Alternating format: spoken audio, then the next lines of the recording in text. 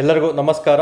ಹಾಗೆ ಎಲ್ಲರಿಗೂ ಅಬ್ದಿ ಅಕಾಡೆಮಿಗೆ ಸ್ವಾಗತ ಸ್ನೇಹಿತರೆ. ನಾನು ನಿಮ್ಮ ಪುನೀತ್ ರಾಜ್. ಓಕೆ, ಇಂದಿನ ಒಂದು ಯೂಟ್ಯೂಬ್ ಕ್ಲಾಸಸ್ ಬಂದು ನಾವು ಸ್ಪೆಷಲ್ಲಾಗಿ ಈಗ ಆಲ್ರೆಡಿ ಮೊನ್ನೆ ಒಂದು ರೀಸೆಂಟಾಗಿ KSRP ವಿಡಿಯೋದ ಬಗ್ಗೆ ಒಂದು ಕಂಪ್ಲೀಟ್ ಮಾಹಿತಿನ ತಿಳಿಸ್ಕೊಟ್ಟಿದ್ದೀನಿ ನಿಮಗೆ. ಯಾವ ರೀತಿ KSRP ಎಕ್ಸಾಮ್ಗಳಲ್ಲಿ ಯಾವೆಲ್ಲ ಟಾಪಿಕ್ಸನ್ನು ಕೇಳ್ತಾರೆ, ಹಾಗೆ CRDR ಎಕ್ಸಾಮು ಸಹ ಬರುತ್ತೆ, ಅದಕ್ಕೂ ಸಹ ಆರ್ಥಿಕ ಅನುಮೋದನೆ ಆಗಿದೆ ಅಂತ ನಿಮ್ಗೆ ಆಲ್ರೆಡಿ ತಿಳಿಸ್ಕೊಟ್ಟಿದೆ ಸ್ನೇಹಿತರೆ. ಸೊ ಇವೆರಡೂ ಸಹ ನೋಟಿಫಿಕೇಶನ್ ರೆಡಿ ಇದೆ. ಸೊ ವಿತಿನ್ ಮ್ಯಾಕ್ಸಿಮಮ್ ಈಗ ಜುಲೈ ಎಂಡಿಗೆ ನಮಗೆ ಒಂದೇನು ವರದಿ ಸಬ್ಮಿಟ್ ಆಯ್ತು ಅಂದರೆ ಆ ಕಡೆ ಒಂದು ತಿಂಗಳಲ್ಲಿ ಎಲ್ಲ ಗೊಂದಲಗಳು ಕ್ಲಿಯರ್ ಆಗಿಬಿಟ್ಟು ಮ್ಯಾಕ್ಸಿಮಮ್ ವಿತಿನ್ 2 months ಅಥವಾ 2.5 monthsಲ್ಲಿ ನಿಮಗೆ ನೋಟಿಫಿಕೇಶನ್ ಆಗೇ ಆಗುತ್ತೆ.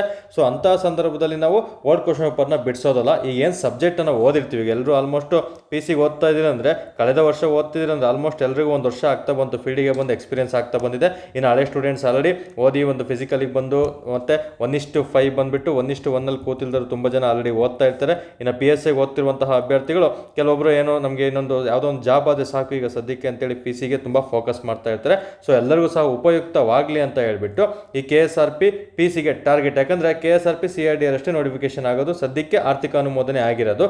ಹಾಗಾಗಿ ಇದಕ್ಕೆ ಕಂಪ್ಲೀಟ್ ನಾವು ಫೋಕಸ್ ಮಾಡ್ತಾ ಬರೋಣ ಅಂತ ಹೇಳ್ಬಿಟ್ಟು ಈ ಒಂದು ವಿಡಿಯೋಸನ್ನು ಮಾಡ್ತಾ ಇದ್ದೀನಿ. ತುಂಬ ಜನ ಒಂದು ರೀಸೆಂಟಾಗಿ ಹಾಕಿದಂತಹ ಒಂದು KSRP ವಿಡಿಯೋ ನೋಡಿಬಿಟ್ಟು ತುಂಬ ಜನ ಕಾಲ್ಸ್ ಮಾಡಿದ್ದಾರೆ, ವ್ಯೂಸು ಸಹ ಚೆನ್ನಾಗಾಗಿದೆ. ಸೊ ಅಲ್ಲಿ ತುಂಬ ಜನ ಕಮೆಂಟ್ಸ್ ಮಾಡಿದ್ದಾರೆ, ವರ್ಡ್ PO ಅಂದರೆ MCQಸನ್ನು ಬಿಡಿಸ್ಕೊಡಿ ಸರ್ ನಮಗೆ ಅಂತ. ಸೊ ತುಂಬ ಸುಲಭವಾಗಿ ಯಾವ ರೀತಿ ನೀವು ಒಂದು ಹಳೆಯ ಪ್ರಶ್ನೆ ಪತ್ರಿಕೆಗಳನ್ನು ಬಿಡಿಸಬೇಕು ಅನ್ನೋ ಒಂದು ಮಾಹಿತಿಯನ್ನು ತುಂಬ ಸುಲಭವಾಗಿ ಹೇಳ್ಕೊಡ್ತಾ ಬರ್ತೀನಿ. ಬಟ್ ನಾನು ಹೇಳುವಂಥ ಕಾನ್ಸೆಪ್ಟನ್ನು ಕಂಪಲ್ಸರಿ ನೀವು ಓದಿರಲೇಬೇಕು. ಒಂದ್ಸು ನೀವು ಟೆಸ್ಟ್ ಮಾಡ್ಕೊಳ್ಳಿ. ನೀವು ಆಲ್ರೆಡಿ ಓದಿದ್ದೀರ ಅಂದರೆ ನಾನು ಕೊಡುವಂಥ 4 ಎಕ್ಸ್ಪ್ಲನೇಷನ್ ಅಷ್ಟು ನೀವು ಆಲ್ರೆಡಿ ಓದಿದ್ದೀರ ಅಂದರೆ 100% ನೀವು ರೇಸಲ್ಲಿದ್ದೀರಾ ಅಂತ ಅರ್ಥ. ಸೊ ಅದನ್ನು ರಿವಿಷನ್ ಥರ ನೀವು ಮಾಡ್ಕೊಳ್ತಾ ಬರಬೇಕು. ಯಾರಾದರೂ ಫ್ರೆಷರ್ಸು ಈಗ 1 ಬಾರಿ 2 ಬಾರಿ ಸಿಲೆಬಸನ್ನು ಮುಗಿಸಿ ಅಲ್ಲಿ ನಿಮಗೆ ಏನಾದರೂ ಓದಿಲ್ಲ ಅಂದರೆ ನಾನು ಹೇಳುವಂಥ ಪಾಯಿಂಟನ್ನು ಅದು ನಿಮ್ಮ ನೋಟ್ಸಲ್ಲಿ ನೀವು ಆಡಪ್ ಮಾಡ್ಕೊಳ್ತಾ ಬರಬೇಕು. ಸ್ವಲ್ಪ ಎಕ್ಸ್ಟ್ರಾ ಪಾಯಿಂಟ್ಸನ್ನೇ ನಾನು ಹೇಳ್ತಾ ಬರ್ತೀನಿ. ಸೊ ನೋಟ್ಸಲ್ಲಿ ಆಡಪ್ ಮಾಡ್ತಾ ಬರಬೇಕಾಗುತ್ತೆ. ಸೊ ಇಷ್ಟು ಕಾನ್ಸೆಪ್ಟನ್ನು ಇಟ್ಕೊಳ್ಳಿ, ಯಾಕಂದರೆ ಪ್ರತಿ ವಿಡಿಯೋದಲ್ಲೂ ನಾನು ಹೇಳೋದಿಲ್ಲ. ಸೊ ಇಲ್ಲಿಂದ ವಿಡಿಯೋ ಸ್ಟಾರ್ಟ್ ಆಗಿದ್ದು ಅಂಟಿಲ್ ಎಕ್ಸಾಮ್ ಮುಗಿಯೋವರೆಗೂ ಈ ಒಂದು ಸರಣಿಗಳು ಬರ್ತಾನೆ ಇರ್ತವೆ, ಓಲ್ಡ್ ಕ್ವಶನ್ ಪೇಪರ್ ಸರಣಿಗಳು. ಹಾಗಾಗಿ ತುಂಬ ಕೇರ್ಫುಲ್ಲಾಗಿ ಯಾರೆಲ್ಲ ಫ್ರೆಷರ್ಸ್ ಇದ್ದೀರಾ ಭಯಪಡೋ ಅವಶ್ಯಕತೆ ಇಲ್ಲ, ನೀಟಾಗಿ ನಾನು ನಿಮಗೆ ಹೇಳ್ಕೊಡ್ತಾ ಬರ್ತೀನಿ. ಯಾರೆಲ್ಲ ಎಕ್ಸ್ಪೀರಿಯನ್ಸ್ ಇದ್ದೀರಾ 1-2 ಅಂಕದಲ್ಲಿ ಹೋಗಿದ್ದೀರಾ, ಸೊ ಅದಕ್ಕಿಂತ ಜಾಸ್ತಿ ಅಂಕಗಳನ್ನೇ ಈ ಸಲ ನೀವು ಜಾಸ್ತಿ ಸ್ಕೋರ್ ಮಾಡ್ತೀರಾ. ಆ ರೀತಿ ನಾನು ನಿಮಗೆ ಕ್ಲಾಸಸ್ಸನ್ನು ಮಾಡ್ಕೊಳ್ತಾ ಬರ್ತೀನಿ. ಪ್ಲಸ್ ಯಾರೆಲ್ಲ PSIಗೆ ಅಂತ ಓದಿ PCಗೆ ಅಂತ ಕನ್ವರ್ಟ್ ಆಗಿದ್ದೀರಾ, ಸೊ ಅಂಥವ್ರಿಗೂ ಸಹ ಇದು ಒಂದು ಕ್ಲಾಸಸ್ಸು ಉಪಯುಕ್ತ ಆಗ್ತಾ ಬರುತ್ತೆ. ಸೊ ಯಾರೆಲ್ಲ ಒಂದು ವುಮೆನ್ ಕ್ಯಾಟಗರಿ ಆಗಿರ್ಬೋದು, ಓಕೆ, ಮಹಿಳೆಯರಿಗೂ ಸಹ KSRPಲಿ ಹುದ್ದೆಗಳು ತುಂಬಾ ಇದೆ ಅಂತ ಹೇಳಿದ್ದೀನಿ. ಸೊ ಅವರು ಸಹ ಇಲ್ಲಿ ಯುಟಿಲೈಸ್ ಮಾಡ್ಕೊಳ್ತಾ ಬರಬೇಕು ಸ್ನೇಹಿತರು. ಓಕೆ, ಪ್ರತಿಯೊಬ್ಬರಿಗೂ ಸಹ ಯೂಸ್ಫುಲ್ ಆಗುತ್ತೆ. KSRP ಅಂದರೆ ಬರೀ KSRP CRDRಗೆ ಅಷ್ಟೇ ಸರ್ ಅಂತ ಅಲ್ಲ, ಸಿವಿಲ್ PCಗೂ ಸಹ ಇದು ಉಪಯುಕ್ತ ಆಗುತ್ತೆ. PC ಅಂದರೆ ಎಲ್ಲನೂ ಸೇಮ್ ಆಗಿರುತ್ತೆ. ಇವನ್ ಎಕ್ಸೈಸ್ ಗಾರ್ಡು ಸಹ ಪೇಪರ್ ಈಸಿ ಇರೋದ್ರಿಂದ ಎಕ್ಸೈಸ್ ಗಾರ್ಡಿಗೆ ಇದು ಉಪಯುಕ್ತ ಆಗ್ತಾ ಬರುತ್ತೆ. ಇನ್ನು PSIಗೆ ಅಂತ ಓದ್ತಿರೋರು, ಈ PSIಗೆ ಅಂತ ಓದ್ತಿರೋ ಅಭ್ಯರ್ಥಿಗಳು ಸಹ ಇದು ಉಪಯುಕ್ತ ಆಗುತ್ತೆ. ಯಾಕಂದರೆ ಸ್ಟ್ಯಾಟಿಕ್ GK ಥರ ನಿಮಗೆ ಒಂದು ವರ್ಡಲ್ಲೂ ಯಾಕಂದರೆ ಎಲ್ಲನೂ ಸ್ಟೇಟ್ಮೆಂಟನ್ನು ಕೇಳಲ್ಲ, ಒಂದು ವರ್ಡಲ್ಲೂ ನಿಮಗೆ ಕಾನ್ಸೆಪ್ಟನ್ನು ಕೇಳ್ತಾ ಬರ್ತಾನೆ. ನಾನು ನಿಮಗೆ ಆದಷ್ಟು ಒಂದೇನು ಪ್ರಶ್ನೆ ಕೇಳಿದರೆ ಅದ್ರ ಬಗ್ಗೆ ನಿಮಗೆ 360 ಆ್ಯಂಗಲಲ್ಲಿ ಯಾವ ರೀತಿ ಸ್ಟೇಟ್ಮೆಂಟ್ ಕೇಳ್ತಾನೆ, ಯಾವ ರೀತಿ ಒಂದು ವರ್ಡ್ ಕೇಳ್ತಾನೆ ಎಲ್ಲನೂ ಸಹ ನಾನು ನಿಮಗೆ ತಿಳಿಸ್ಕೊಡ್ತಾ ಬರ್ತೀನಿ ಸ್ನೇಹಿತರೆ. ಇದನ್ನು ಮೈಂಡಲ್ಲಿ ಇಟ್ಕೊಂಡು ಈ ಒಂದು KSRP target, okay, target KSRP ಎಂಬ ಒಂದು ಸರಣಿಯನ್ನು ಶುರು ಮಾಡ್ತಾ ಇದ್ದೀನಿ. ಸೊ ಇದು PSI ಮತ್ತು PC ವರ್ಡ್ ಪೇಪರ್, ಯಾಕಂದರೆ ಇದು KSP ಡಿಪಾರ್ಟ್ಮೆಂಟ್ ನಡೆಸಿರೋದು. ಇದುವರೆಗೂ ಇಷ್ಟು ದಿನ KA ಡಿಪಾರ್ಟ್ಮೆಂಟ್ ಜಸ್ಟ್ 545 ಮತ್ತು 402 ಅಷ್ಟೇ PSI ಎಕ್ಸಾಮ್ ಮಾಡಿರೋದು. ಓಕೆ, ಹಾಗಾಗಿ ಇದಕ್ಕಿಂತ ಮುಂಚೆ PSI ಮತ್ತು PC KSP department Karnataka state police department ಮಾಡಿರುತ್ತೆ. ಹಾಗಾಗಿ ಅಲ್ಲಿ PC PSI ಎರಡೂ ಪೇಪರ್ಗಳನ್ನು ಬಿಡಿಸ್ಬೇಕು, ಯಾಕಂದರೆ ಅವೆಲ್ಲನೂ ಒಂದು ವರ್ಡ್ ಇದ್ದಾವೆ, ಪ್ಲಸ್ ಕೆಲವೊಂದು ಸ್ಟೇಟ್ಮೆಂಟ್ ಇದೆ, ಮೆಂಟಲಿಬಿಟಿ ಇದೆ, ಅದನ್ನು ಸಹ ನಾನು ನಿಮಗೆ ತಿಳಿಸ್ಕೊಡ್ತಾ ಬರ್ತೀನಿ ಇದೇ ಸರಣಿಗಳಲ್ಲಿ. ಸೊ ಹಾಗಾಗಿ ಈ ಕಾನ್ಸೆಪ್ಟು ಮೈಂಡಲ್ಲಿರಲಿ. ಸೊ PC PSI ಎಲ್ಲ ಪೇಪರ್ಗಳನ್ನು ಕಡ್ಡಾಯವಾಗಿ ನೀವು ಪೊಲೀಸ್ಗೆ ಓದ್ತಾ ಇದ್ದೀರಿ ಅಂದರೆ KSRP CRDR ಮತ್ತು ವೈರ್ಲೆಸ್ PC ಆಗಿರ್ಬೋದು ಮತ್ತು ಸಿವಿಲ್ PC ಓದ್ತಾ ಇದ್ದೀರಿ ಅಂದರೆ ಕಡ್ಡಾಯವಾಗಿ PSI ಮತ್ತು PC ಪ್ರಶ್ನೆ ಪತ್ರಿಕೆಗಳನ್ನು ಬಿಡಿಸಿರಬೇಕು. ಮತ್ತು ಹಳೆ ವಿಡಿಯೋದಲ್ಲಿ ಹೇಳಿದಾಗೆ KSRP ಸ್ಪೆಷಲ್ ಟಾಪಿಕ್ಸ್ ಅಂತ ಹೇಳಿದ್ದೀನಿ. ಏನು ಕಂಪ್ಯೂಟರ್ ಆಗಿರ್ಬೋದು, ಸ್ಟ್ಯಾಟಿಕ್ GK ಆಗಿರ್ಬೋದು, ಮತ್ತು ಪ್ರಾಚೀನ ಭಾರತದ ಇತಿಹಾಸ ಆಗಿರ್ಬೋದು, ನಂತರ ನಮಗೆ ವಿಜಯನಗರ ಸಾಮ್ರಾಜ್ಯ, ಮೈಸೂರು ಸಾಮ್ರಾಜ್ಯ ಆಗಿರ್ಬೋದು, ಮತ್ತು ಕಂಪ್ಯೂಟರ್ ಆಗಿರ್ಬೋದು, ಮತ್ತು ಸೈನ್ಸಲ್ಲಿ ತುಂಬಾ ಇಂಪಾರ್ಟೆಂಟ್ ಆಗಿರ್ಬೋದು ಎಲ್ಲನೂ ಸಹ ಜಾಸ್ತಿ ಫೋಕಸ್ ಮಾಡ್ತಾ ಪ್ಲಸ್ ವರ್ಡ್ ಕ್ವಶನ್ ಪೇಪರ್ನು ನಿಮಗೆ ಸಾಲ್ವ್ ಮಾಡ್ತಾ ಬರ್ತೀನಿ ಸ್ನೇಹಿತರೆ. ಓಕೆ, ನಿಮ್ಮ ಕಂಪ್ಲೀಟ್ ನೀವು ಪೊಲೀಸ್ ಕಾನ್ಸ್ಟೇಬಲ್, ಓಕೆ, ಒಂದು ಪೊಲೀಸ್ ಕಾನ್ಸ್ಟೇಬಲ್ ಆಗುವಂಥ ಜವಾಬ್ದಾರಿ ನನ್ನ ಕೈಯಲ್ಲಿ ಈಗಿನಿಂದ ಇವತ್ತಿನಿಂದ ಕೊಟ್ಬಿಡಿ. 100% ನಿಮ್ಮನ್ನು ಲೀಸ್ಟಲ್ಲಿ ಕೂರಿಸೋ ಜವಾಬ್ದಾರಿ ನನ್ನದಾಗಿರುತ್ತೆ ಸ್ನೇಹಿತರೆ. ಅದ್ರ ಬಗ್ಗೆ ವರಿನೇ ಬೇಕಾಗಿಲ್ಲ. ಪೊಲೀಸ್ ಕಾನ್ಸ್ಟೇಬಲ್ ಆಗಬೇಕಂದ್ರೆ ನಾನು ಏನು ನಿಮಗೆ ಸ್ಟ್ರಾಟಜಿ ಬೇಕು ಅಷ್ಟು ನೀವು ಫಾಲೋ ಮಾಡ್ಕೊಂಡು ಹೋಗಿ, ಅದಕ್ಕೆ ನಾನು ನಿಮಗೆ ಭರವಸೆ ಕೊಡ್ತೀನಿ. ಎಕ್ಸಾಮ್ ಮುಗಿದ ತಕ್ಷಣ ನಿಮಗೆ ಗೊತ್ತಾಗುತ್ತೆ ನಾನು ಯಾವ ರೀತಿ ಹೇಳ್ಕೊಟ್ಟಿದ್ದೆ ಅಂತ. ಪೇಪರು ಈಸಿ ಬರಲಿ, ಆವರೇಜ್ ಬರಲಿ, ಡಿಫಿಕಲ್ಟ್ ಬರಲಿ, ಅದ್ರ ಬಗ್ಗೆ ವರಿನೇ ಬೇಕಿಲ್ಲ. ಯಾವ ರೀತಿ ಸಾಲ್ವ್ ಮಾಡಬೇಕಂತ ನಾನು ನಿಮಗೆ ಕಂಪ್ಲೀಟ್ ಮಾಹಿತಿಗಳನ್ನು ಇಲ್ಲಿ ತಿಳಿಸ್ಕೊಡ್ತಾ ಬರ್ತೀನಿ. ಪೇಪರನ್ನು ನೋಡಿ, 1998ರಿಂದ 2024ರವರೆಗೆ KSP ಡಿಪಾರ್ಟ್ಮೆಂಟ್ ಏನು ಪರೀಕ್ಷೆಯನ್ನು ಮಾಡಿದೆ ಅವುಗಳನ್ನ ತಿಳಿಸ್ಕೊಡ್ತಾ ಬರ್ತೀನಿ. ಮುಂದಿನ ದಿನಗಳಲ್ಲಿ ಬೇರೆ ಎಕ್ಸಾಮ್ಗಳ ಪರೀಕ್ಷೆಗಳು ಸಹ ಕ್ವಶನ್ ಪೇಪರ್ ಇಂಪಾರ್ಟೆಂಟ್ ಇರೋದನ್ನ ತೊಗೊಂಡು ಕ್ವಶನ್ಸ್ನ ಅಲ್ಲೂ ಸಹ ನಾನು ನಿಮಗೆ ಸಾಲ್ವ್ ಮಾಡ್ತಾ ಬರ್ತೀನಿ ಸ್ನೇಹಿತರೆ. ಓಕೆ, ದಯವಿಟ್ಟು ಎಲ್ಲರೂ ತಾಯಿ ಸರಸ್ವತಿಯನ್ನು ನೆನೆಬೇಕು ಇವತ್ತಿನಿಂದ. ಓಕೆ, KSRP ಹುದ್ದೆ ನನ್ನದಾಗಲಿ. ಈ ಫಸ್ಟ್ ಸಿವಿಲ್ PC CRD ಆಮೇಲೆ ನೋಡ್ಕೊಳ್ಳೋಣ. ಓಕೆ, ಸದ್ಯಕ್ಕೆ ನಮಗೆ ನೋಟಿಫಿಕೇಶನ್ KSRP CRD ಇರೋದ್ರಿಂದ ತಾಯಿ ಚಾಮುಂಡಿ ತಾಯಿಯನ್ನು ನೆನೆದ್ಬಿಟ್ಟು ನಾವು ಓಕೆ ಇಂದಿನಿಂದ ಶುರು ಮಾಡ್ತಾ ಬರಬೇಕಾಗುತ್ತೆ ಸ್ನೇಹಿತರೆ. ಇವತ್ತು ಗುರುವಾರ ಆಗಿರೋದ್ರಿಂದ ನಾವು ರಾಯರನ್ನು ಸಹ ರಾಘವೇಂದ್ರ ಸ್ವಾಮಿಯನ್ನು ಸಹ ನೆನೆದು ಶುರು ಮಾಡೋಣ. ನನ್ನ ಮೇಲೆ ನಂಬಿಕೆ ಇಟ್ಟು ನಾನು ಹೇಳೋದನ್ನು ಫಾಲೋ ಮಾಡಿ 100% ನೀವು ಪೊಲೀಸ್ ಕಾನ್ಸ್ಟೇಬಲ್ ಲೀಸ್ಟಲ್ಲಿ ನಿಮ್ಮ ಹೆಸರು ಇದ್ದೇ ಇರುತ್ತೆ ಸ್ನೇಹಿತರೆ. ಅದಕ್ಕೆ ವರಿ ಮಾಡ್ಕೊಳ್ಳೋಂಥ ಅವಶ್ಯಕತೆಯೇ ಇಲ್ಲ ನಿಮಗೆ. ಓಕೆ, ಪ್ರಶ್ನೆ ಪತ್ರಿಕೆಗಳನ್ನು ಯಾವ ರೀತಿ ಬಿಡಿಸಬೇಕು, ಯಾವ ರೀತಿ ಓದಬೇಕು, ಮತ್ತು ಕಾನ್ಸೆಪ್ಟಿಗೆ ಯಾವ ರೀತಿ ಅದನ್ನು ಅಡಾಪ್ಟ್ ಮಾಡ್ಕೋಬೇಕು, ಅದಕ್ಕೆ ಕರೆಂಟ್ ಅಫೇರ್ಸನ್ನು ಯಾವ ರೀತಿ ಇಂಟರ್ಲಿಂಕ್ ಮಾಡ್ಕೋಬೇಕು ಅಂತ ಹೇಳ್ಬಿಟ್ಟು ಎಲ್ಲ ಮಾಹಿತಿಗಳನ್ನು ನಾನು ನಿಮಗೆ ತಿಳಿಸ್ಕೊಡ್ತಾ ಬರ್ತೀನಿ. ಓಕೆ, ಇದ್ರ ಬಗ್ಗೆ ವರಿಬೇಕಿಲ್ಲ. ಓಕೆ, ಈ 3 ಕಾನ್ಸೆಪ್ಟನ್ನು ಪ್ರತಿ ವಿಡಿಯೋದಲ್ಲೂ ಹೇಳೋದಿಲ್ಲ. ಇವತ್ತಿನಿಂದ ಮೈಂಡಲ್ಲಿರಲಿ. PSI ಪ್ರಶ್ನೆ ಪತ್ರಿಕೆಗಳು, PC ಪ್ರಶ್ನೆ ಪತ್ರಿಕೆಗಳನ್ನು ಕ್ವಶನ್ಸ್ ತೆಗಿತೀನಿ. KSRP ಸ್ಪೆಷಲಾಗಿ ಎಕ್ಸ್ಪ್ಲೈನ್ ಮಾಡ್ತಾ ಬರ್ತೀನಿ. ಮತ್ತು ಪ್ರಶ್ನೆ ಪತ್ರಿಕೆಗಳು 1998ರಿಂದ ಏನು ಎಕ್ಸಾಮ್ ಆಗಿದೆ 2024ವರೆಗೂ KSP ಡಿಪಾರ್ಟ್ಮೆಂಟ್ ಮಾಡಿರೋದು ಅವನ್ನೆಲ್ಲನೂ ಸಹ ನಾನು ನಿಮಗೆ ಕಾನ್ಸೆಪ್ಟನ್ನು ಕ್ಲಿಯರ್ ಮಾಡಿಸ್ತಾ ಬರ್ತೀನಿ ಸ್ನೇಹಿತರೆ. ಓಕೆ, ಹಾಗಾದರೆ ಇಂದಿನ ಮೊದಲನೇ ಪ್ರಶ್ನೆ ನಾವು ನೋಡ್ತಾ ಬರೋಣ. ಓಕೆ, ಮೊದಲನೇ ಪ್ರಶ್ನೆ ನಿಮಗೆ ಆಲ್ರೆಡಿ ಹೇಳಿದ್ದೀನಿ ನೋಡಿ. ಇಲ್ಲಿ ವಿಜಯನಗರ ಸಾಮ್ರಾಜ್ಯದ ಪತನ ಆದ ಯುದ್ಧ ಭೂಮಿ ಇರುವ ಸ್ಥಳ ಯಾವುದು ಅಂತ ಪ್ರಶ್ನೆ ಕೇಳಿದ್ದಾನೆ. 1998 PSI ಎಕ್ಸಾಮ್ನ ಪ್ರಶ್ನೆ ಪತ್ರಿಕೆ ಆಗಿರುತ್ತೆ. ಈಗ ಆಲ್ರೆಡಿ ಹೇಳಿದ್ದೀನಿ ನೋಡಿ. PC ಅಂದರೆ ಕೇವಲ PC ಪ್ರಶ್ನೆ ಪತ್ರಿಕೆಗಳು ಅಷ್ಟೇ ಬಿಡಿಸೋದಲ್ಲ. KSP ಡಿಪಾರ್ಟ್ಮೆಂಟ್ ಯಾವೆಲ್ಲ ಎಕ್ಸಾಮ್ ಮಾಡಿದೆ, ಒಂದು PC ಆಗಿರ್ಬೋದು, PSI ಆಗಿರ್ಬೋದು, ವೈರ್ಲೆಸ್ ಆಗಿರ್ಬೋದು, ಡಿಟೆಕ್ಟಿವ್ ಸಬ್ ಇನ್ಸ್ಪೆಕ್ಟರ್ ಆಗಿರ್ಬೋದು, KSRP ಸಬ್ ಇನ್ಸ್ಪೆಕ್ಟರ್ ಆಗಿರ್ಬೋದು, KSISF ಸಬ್ ಇನ್ಸ್ಪೆಕ್ಟರ್ ಮತ್ತು KSISF PC ಆಗಿರ್ಬೋದು, ಎಲ್ಲನೂ ಸಹ ನೀವು ಬಿಡಿಸ್ತಾ ಬರಬೇಕು. ಓಕೆ, ಎಲ್ಲನೂ ಸಹ ನಾನು ನಿಮಗೆ ತಿಳಿಸ್ಕೊಡ್ತಾ ಬರ್ತೀನಿ ಒಂದೊಂದು. ಅದಕ್ಕೆ ತುಂಬ ಪ್ರಶ್ನೆ ಪತ್ರಿಕೆಗಳಿರೋದ್ರಿಂದ ಈಗಿನಿಂದನೇ ಕ್ಲಾಸಸ್ಸನ್ನು ಶುರು ಮಾಡಿದ್ದೀನಿ. ನೀವು ಸಹ ಈಗಿನಿಂದನೇ ತುಂಬ ಕ್ಲಿಯರ್ ಕಟ್ಟಾಗಿ ಒಂದು ತಯಾರಿ ಮಾಡ್ತಾ ಬರಬೇಕಾಗುತ್ತೆ ಸ್ನೇಹಿತರೆ. ಓಕೆ, ಹಾಗಾದರೆ ನೋಡ್ತಾ ಬರೋಣ. ಮೊದಲನೇ ಪ್ರಶ್ನೆ, ವಿಜಯನಗರ ಸಾಮ್ರಾಜ್ಯದ ಪತನ ಆದ ಯುದ್ಧ ಭೂಮಿ ಇರುವ ಸ್ಥಳ ಯಾವುದು ಅಂತ ಪ್ರಶ್ನೆ ಕೇಳಿದೆ. ಸೊ ವಿಜಯನಗರ ಸಾಮ್ರಾಜ್ಯ ಅಂತ ಬಂದಾಗ ನಿಮಗೆ ಹೇಳಿದ್ದೀನಿ ತುಂಬಾ KSRP ಸ್ಪೆಷಲಾಗಿ ವಿಜಯನಗರ ಮತ್ತು ಮೈಸೂರು ಸಾಮ್ರಾಜ್ಯ ಮತ್ತು ಕರ್ನಾಟಕ ಹಿಸ್ಟ್ರಿ ಒಂದು ಏಕೀಕರಣದ ಬಗ್ಗೆ ಪ್ರಶ್ನೆ ಕೇಳ್ತಾರೆ ಅಂತ ನಿಮ್ಗೆ ಆಲ್ರೆಡಿ ಹಳೆ ವಿಡಿಯೋದಲ್ಲಿ ಹೇಳಿದೆ. ಯಾರೆಲ್ಲ ವಿಡಿಯೋ ನೋಡಿಲ್ಲ, ಇದೇ ಒಂದು ತ್ರಿವೇಣಿ BM ಯೂಟ್ಯೂಬ್ ಚಾನಲಲ್ಲಿ KSRPಗೆ ತಯಾರಿ ಯಾವ ರೀತಿ ಇರಬೇಕಂತ ವಿಡಿಯೋ ಮಾಡಿದ್ದೀನಿ. ಅಲ್ಲಿ ಕಂಪ್ಲೀಟ್ ಕ್ಲಿಯರ್ ಆಗಿ ನೋಡ್ಕೊಳ್ತಾ ಬನ್ನಿ, ಅದರಲ್ಲಿ ಎಕ್ಸ್ಪ್ಲೈನ್ ಮಾಡ್ತಾ ಬಂದಿದ್ದೀನಿ ಸ್ನೇಹಿತರೆ. ಓಕೆ, ಮೊದಲನೇ ಪ್ರಶ್ನೆ ಈ ರೀತಿ. ಇದಕ್ಕೆ ಉತ್ತರ ಯಾವುದು?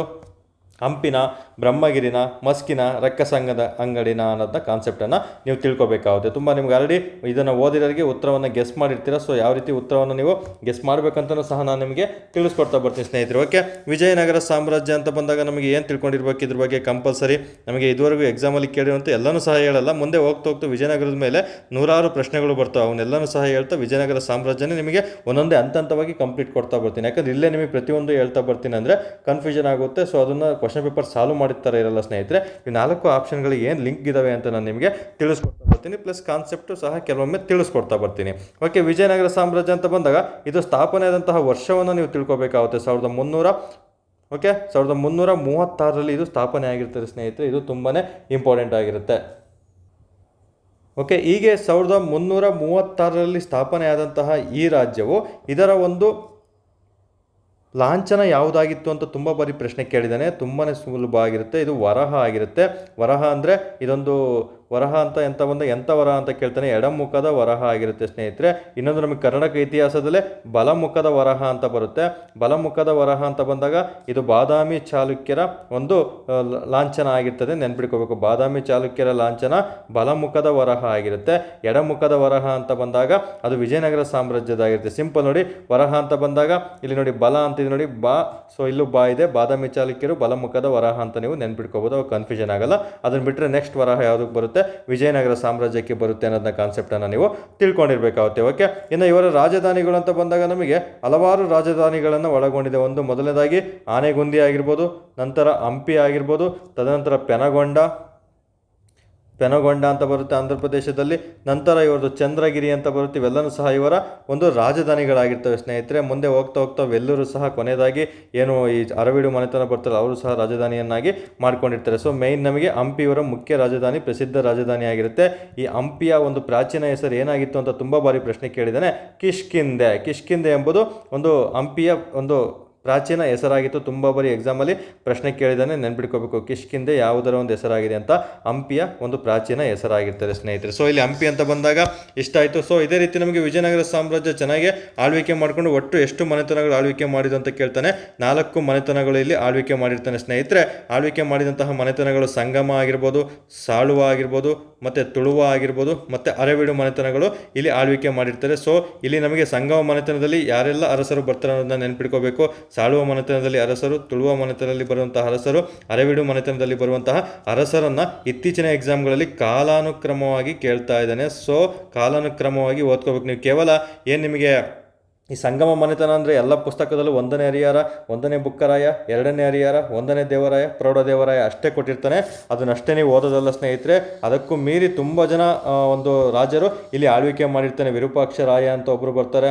ಓಕೆ, ವಿರೂಪಾಕ್ಷ ರಾಯ ಅಂತ ಒಬ್ಬರು ಬರ್ತಾರೆ. ಸೊ ಇದನ್ನು ನಾನು ಸ್ಕ್ರೀನ್ಶಾಟನ್ನು ಟೆಲಿಗ್ರಾಮಲ್ಲಿ ಕಳಿಸ್ಕೊಡ್ತೀನಿ. ಯಾರೆಲ್ಲ ಒಂದು ಸಂಗಮ ಮನೆತನದ್ದು ಆರ್ಡರ್ ವೈಸ್ ಇತ್ತೀಚಿನ ಎಕ್ಸಾಮ್ಗಳಲ್ಲಿ ಕೇಳ್ತಾ ಬರ್ತಾನೆ. ಸೊ ಮೇಯ್ನು ಇಂಪಾರ್ಟೆಂಟ್ ಇರುವಂಥ ರೂಲರ್ಗಳನ್ನ ಕೊಟ್ಬಿಟ್ರೆ ನಿಮಗೆ ಗೊತ್ತಾಗ್ಬಿಡುತ್ತೆ ಕಿಂಗ್ಸ್ ರಾಜರ ಬಗ್ಗೆ. ಬಟ್ ಇದರಲ್ಲೇ ಇನ್ನು ವೀರ ವಿಜಯ ಬುಕ್ಕರಾಯ ಅಂತ ಒಬ್ಬರು ಬರ್ತಾರೆ, ಮಲ್ಲಿಕಾರ್ಜುನ ರಾಯ ಅಂತ ಬರ್ತಾರೆ. ಸೊ ಅವ್ರದ್ದೆಲ್ಲ ಒಂದು ಕಾಲಾನುಕ್ರಮ ನಾನು ನಿಮಗೆ ಕಳಿಸ್ಕೊಡ್ತೀನಿ ಟೆಲಿಗ್ರಾಮ್ ಚಾನಲಲ್ಲಿ. ಅಬ್ದಿ ಅಕಾಡೆಮಿ ಟೆಲಿಗ್ರಾಮ್ ಚಾನಲ್ಗೆ ಯಾರೆಲ್ಲ ಜಾಯ್ನ್ ಆಗಿಲ್ಲ ಜಾಯ್ನ್ ಆಗ್ತಾ ಬನ್ನಿ. ಅದು ಆಲ್ಮೋಸ್ಟ್ 33,000ಕ್ಕೂ ಅಧಿಕ ಅಭ್ಯರ್ಥಿಗಳನ್ನು ಹೊಂದಿರುವಂತಹ ಟೆಲಿಗ್ರಾಮ್ ಚಾನಲ್ ಆಗಿರುತ್ತೆ. ಲಿಂಕ್ ಸಿಕ್ಕಿಲ್ಲ ಅಂದರೆ ಸರ್ಚಲ್ಲಿ ನಿಮಗೆ ಟೆಲಿಗ್ರಾಮಲ್ಲಿ ಕಮೆಂಟ್ ಬಾಕ್ಸಲ್ಲಿ ನಾನು ಲಿಂಕನ್ನು ಶೇರ್ ಮಾಡಿರ್ತೀನಿ. ಲಿಂಕ್ ಮೂಲಕ ನೀವು ಜಾಯ್ನ್ ಆಗ್ತಾ ಬರ್ಬೋದು ಸ್ನೇಹಿತರೆ.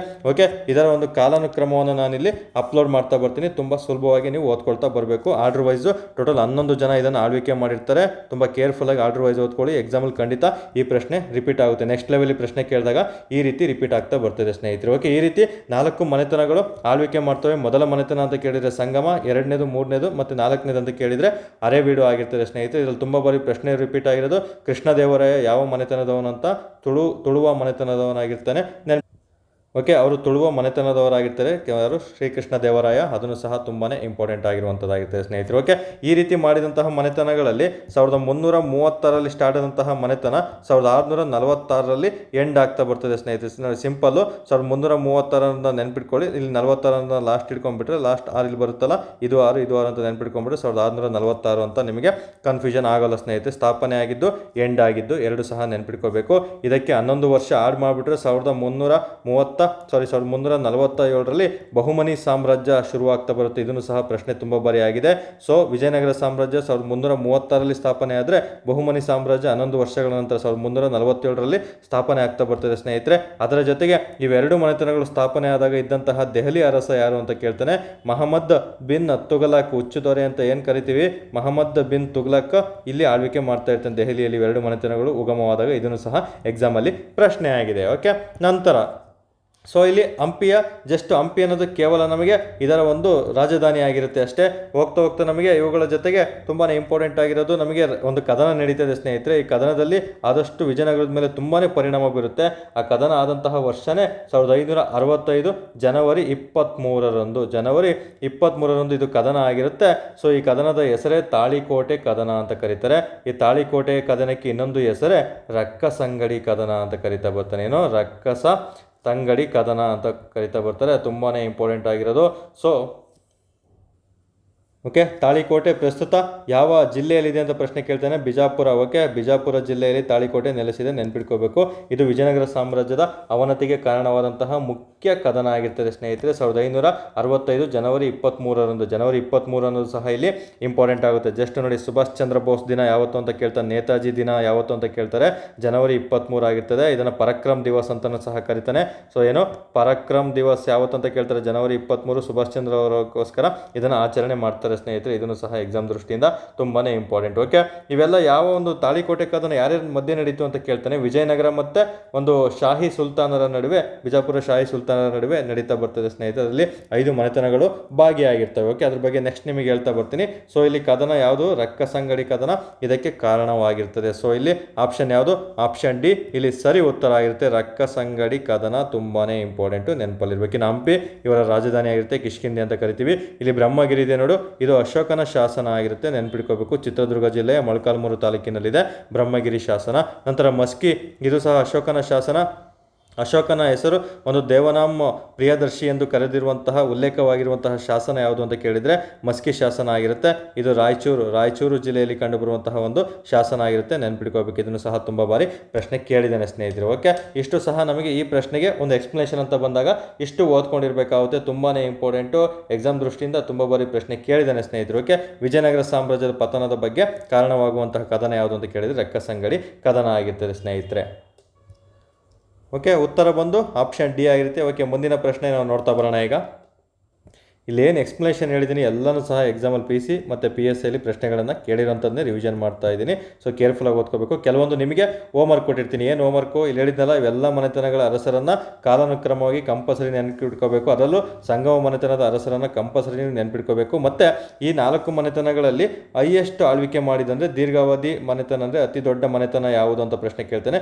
ಅತಿ ಚಿಕ್ಕ ಅವಧಿ ಆಳ್ವಿಕೆ ಮಾಡಿದಂತಹ ಮನೆತನ ಯಾವುದು ಅಂತ ಕೇಳ್ತಾನೆ. ಅಥವಾ ಕಾಲಾನುಕ್ರಮವಾಗಿ ಅಂದರೆ ಆಳ್ವಿಕೆಯ ವರ್ಷಕ್ಕೆ ಸಂಬಂಧಪಟ್ಟಂತೆ ಇವುಗಳನ್ನು ಕಾಲಾನುಕ್ರಮವಾಗಿ ಬರೆಯಿರಿ ಅಂತ ಪ್ರಶ್ನೆ ಕೇಳ್ತೀನಿ. ಈ ರೀತಿ ನೆಕ್ಸ್ಟ್ ನೀವು ಓದಿರೋದ್ರಲ್ಲೇ ನೆಕ್ಸ್ಟ್ ಲೆವೆಲ್ ಪ್ರಶ್ನೆಗಳು ಯಾವ ರೀತಿ ಪ್ರಶ್ನೆ ಕೇಳ್ತಾನೆ ಅಂದರೆ ಸಿಂಪಲ್, ಸಂಗಮದಲ್ಲಿ ಯಾವೆಲ್ಲ ಅರಸರು, ಕಾಲಾನುಕ್ರಮ, ಮತ್ತು ಇವು 4 ಮನೆತನದಲ್ಲಿ ಯಾವೆಲ್ಲ ಮನೆತನಗಳು ಅತಿ ದೊಡ್ಡದು ಅತಿ ಚಿಕ್ಕದು ಅಂತ ನಿಮಗೆ ಕಾಲಾನುಕ್ರಮವಾಗಿ ಬರೆಯಿರಿ ಅಂತ ಪ್ರಶ್ನೆ ಕೇಳ್ತಾರೆ ಸ್ನೇಹಿತರೆ. ಸೊ ಇವತ್ತಿನ ನಿಮ್ಮ ಒಂದು ಹೋಮ್ವರ್ಕ್ ಯಾವಾಗಲೂ ಕೊಡ್ತಾ ಇರ್ತೀನಿ. ಯಾರು ಹೋಮ್ವರ್ಕ್ ಮಾಡ್ತಾನೋ ಅವನು ಮಾತ್ರ 100% ಸಕ್ಸಸ್ ಆಗೋದಕ್ಕೆ ಕಾರಣ ಆಗ್ತದೆ ಸ್ನೇಹಿತರೆ. ಓಕೆ, ಅದಕ್ಕೆ ಉದಾಹರಣೆನೇ ನಮ್ಮ ಒಬ್ಬ ಅಭ್ಯರ್ಥಿ ತಿಳಿಸ್ಕೊಡ್ತಾ ಬರ್ತೀನಿ ನೋಡಿ. ಈತ ನಮ್ಮ ಬಾಗಲಕೋಟೆ ಅಭ್ಯರ್ಥಿ, ನಮ್ಮ ಒಂದು ಸೋಮು ಹುನ್ನಾರ್ ಅಂತ ಕರಿತೇವೆ ಇವ್ರನ್ನ. ಓಕೆ, ಈತ ಆಲ್ಮೋಸ್ಟು ತುಂಬ ಚೆನ್ನಾಗಿ ನಮ್ಮ ಎಲ್ಲ ಬ್ಯಾಚ್ ಏನು ವೈಯಕ್ತಿಕ ಮಾರ್ಗದರ್ಶನ PCಗೆ ನಾವು ಕಳೆದ ಒಂದು 2 ವರ್ಷದಿಂದ ಮಾಡ್ತಾ ಇದ್ದೀವಿ. ಲಾಸ್ಟ್ ಬ್ಯಾಚ್ PC ಏನು ನೋಟಿಫಿಕೇಶನ್ ಆಗಿತ್ತು ಅದರಲ್ಲಿ ಸೆಲೆಕ್ಟ್ ಆಗಿರುವಂತಹ ಹುಡುಗ. ಆಲ್ಮೋಸ್ಟು ಇವನು ಎಲ್ಲ ಜಾಬನ್ನು ಸಹ ಪಡ್ಕೊಂಡಿದ್ದಾನೆ. HK ಮತ್ತು ನಾನ್ HK ಎಲ್ಲ ಪೇಪರ್ಗಳನ್ನು 4 ಪೇಪರ್ಗಳನ್ನು ಕ್ಲಿಯರ್ ಮಾಡಿ ಫಿಸಿಕಲ್ಗೆ ಸೆಲೆಕ್ಟ್ ಆಗಿ ಮತ್ತು ಫೈನಲ್ ಲಿಸ್ಟಲ್ಲೂ ಸಹ ಇವರು ಸೆಲೆಕ್ಟ್ ಆಗಿದ್ದಾರೆ ಸ್ನೇಹಿತರೆ. ಇವರೆಲ್ಲನೂ ಸಹ ಆಲ್ಮೋಸ್ಟು ಪ್ರತಿ ನಾನು ಮಾಡಿದಂತಹ ವೈಯಕ್ತಿಕ ಮಾರ್ಗದರ್ಶನ ಆಪರೇಷನ್ 100 ಆಗಿರ್ಬೋದು, ಆಪರೇಷನ್ ಸ್ಕೋರ್ ಬೂಸ್ಟರ್ ಆಗಿರ್ಬೋದು, ಆಪರೇಷನ್ ಕ್ವಿಕ್ ರಿವಿಷನ್ ಆಗಿರ್ಬೋದು, ಎಲ್ಲ ಬ್ಯಾಚಿಗೂ ಜಾಯ್ನ್ ಆಗಿ ಪ್ರತಿದಿನ ನಾನು ಕೊಡುವಂಥ ಟೈಮ್ ಟೇಬಲ್ ಟೆಸ್ಟ್ ಸೀರೀಸನ್ನು ನೀಟಾಗಿ ಅಟೆಂಡ್ ಮಾಡಿ ಪ್ರತಿದಿನ ನೀಡುವಂತಹ ನಮ್ಮ ಟೆಲಿಗ್ರಾಮಲ್ಲಿ ನೀಡುವಂಥ 20 ಅಂಕಗಳ ಕ್ವಿಝನ್ನು ಚಾಚು ತಪ್ಪದಂತೆ ಫಾಲೋ ಮಾಡ್ತಾ ಇದ್ದೆ. ಮತ್ತು ನಾವೇನೇ ಹೇಳಿದ್ರೂ ಸಹ ಅದಕ್ಕೆ ತಕ್ಕಂತೆ ಕರೆಕ್ಟಾಗಿ ಮೆಸೇಜ್ಗಳನ್ನು ಹಾಕಿಬಿಟ್ಟು ಅದಕ್ಕೆ ತಕ್ಕಂತೆ ಒಂದು ಸ್ಮಾರ್ಟ್ ವರ್ಕನ್ನು ಮಾಡಿಬಿಟ್ಟು ಇಂದು ಎಲ್ಲ ಟೆಸ್ಟಲ್ಲೂ ಸಹ ಅವರು ಮೆನ್ಷನ್ನೇ ಮಾಡಿದ್ದಾರೆ ನೋಡಿ, ಯಾವ್ಯಾವ ಟೆಸ್ಟಲ್ಲಿ ಎಷ್ಟು ಸ್ಕೋರ್ ಮಾಡಿದ್ದಾರೆ. ಸೊ ಎಲ್ಲನೂ ಸಹ ಯಾವ ರೀತಿ ನಮ್ಮ ಒಂದು ಬ್ಯಾಚು ಯೂಸ್ ಆಯಿತು ಅವರಿಗೆ ಅಂತಲೂ ಸಹ ಇಲ್ಲಿ ಕೊಟ್ಟಿದ್ದಾರೆ. ಸೊ ಪೊಲೀಸ್ ಕಾನ್ಸ್ಟೇಬಲ್ ಆಗಿ ಆಯ್ಕೆಯಾಗಿದ್ದೇನೆ. ಈ ಹುದ್ದೆ ಪಡೆಯಲು ನಿಮ್ಮಿಂದ ಗ್ರೂಪಿಂದ ಸಹಾಯ ಆಯಿತು ಅಂತ ಸಹ ಎಲ್ಲ ಹೇಳಿದ್ದಾರೆ ಸ್ನೇಹಿತರು. ಓಕೆ, ಇದು ಜಸ್ಟ್ ಒಂದು ತೋರಿಕೆ ಅಲ್ಲ.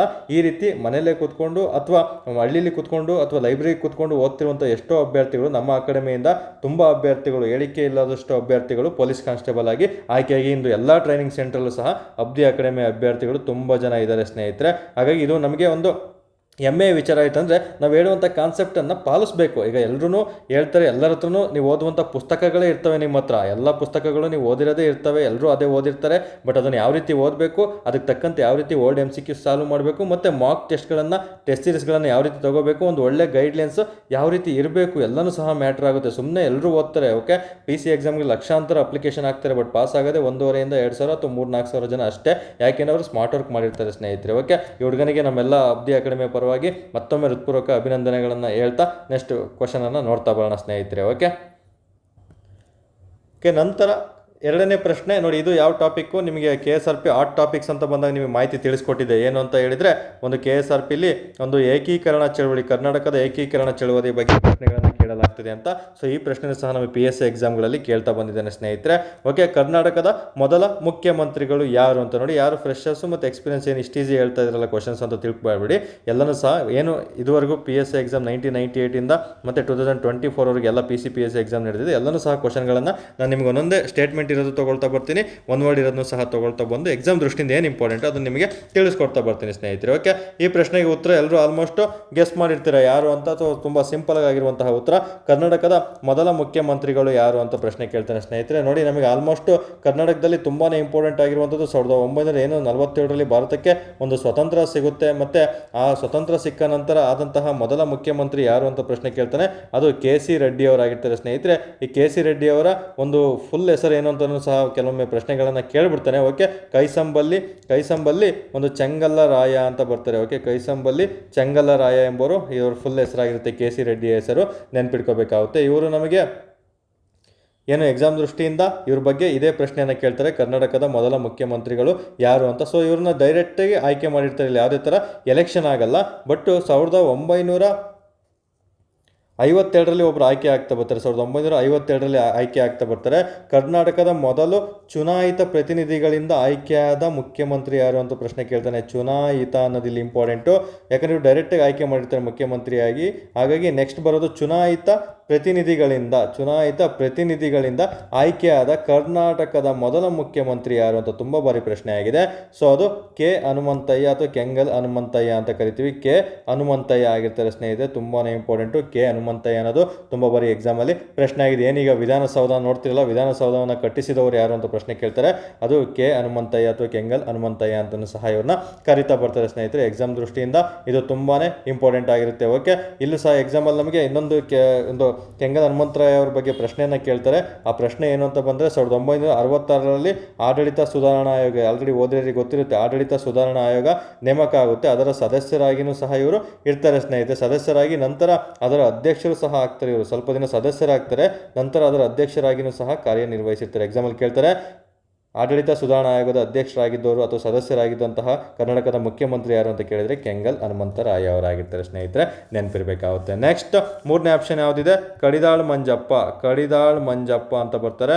ಸೊ ಕಡಿದಾಳ್ ಮಂಜಪ್ಪ ಅಂತ ಬಂದಾಗ ಇವ್ರ ಬಗ್ಗೆ, ಇವರು ಒಂದು ಕಡಿಮೆ ಅವಧಿಯ ಮುಖ್ಯಮಂತ್ರಿಗಳು, ತುಂಬಾ ಇಂಪಾರ್ಟೆಂಟು. ಸ್ಟಾರ್ಟಿಂಗಲ್ಲಿ ಕಡಿಮೆ ಅವಧಿಯ ಮುಖ್ಯಮಂತ್ರಿಗಳು ಯಾರಾಗಿದ್ದರು ಅಂತ ಪ್ರಶ್ನೆ ಕೇಳ್ತಾರೆ. ಜಸ್ಟ್ ಒಂದು 4-5 ತಿಂಗಳು ಅಷ್ಟೇ ಆಗಿರ್ತಾರೆ, 2-3 ತಿಂಗಳು ಆಗಿರ್ತಾರೆ ಅಷ್ಟೇ ಸ್ನೇಹಿತರೆ, ಶಿವಮೊಗ್ಗದವರು ಇವರು.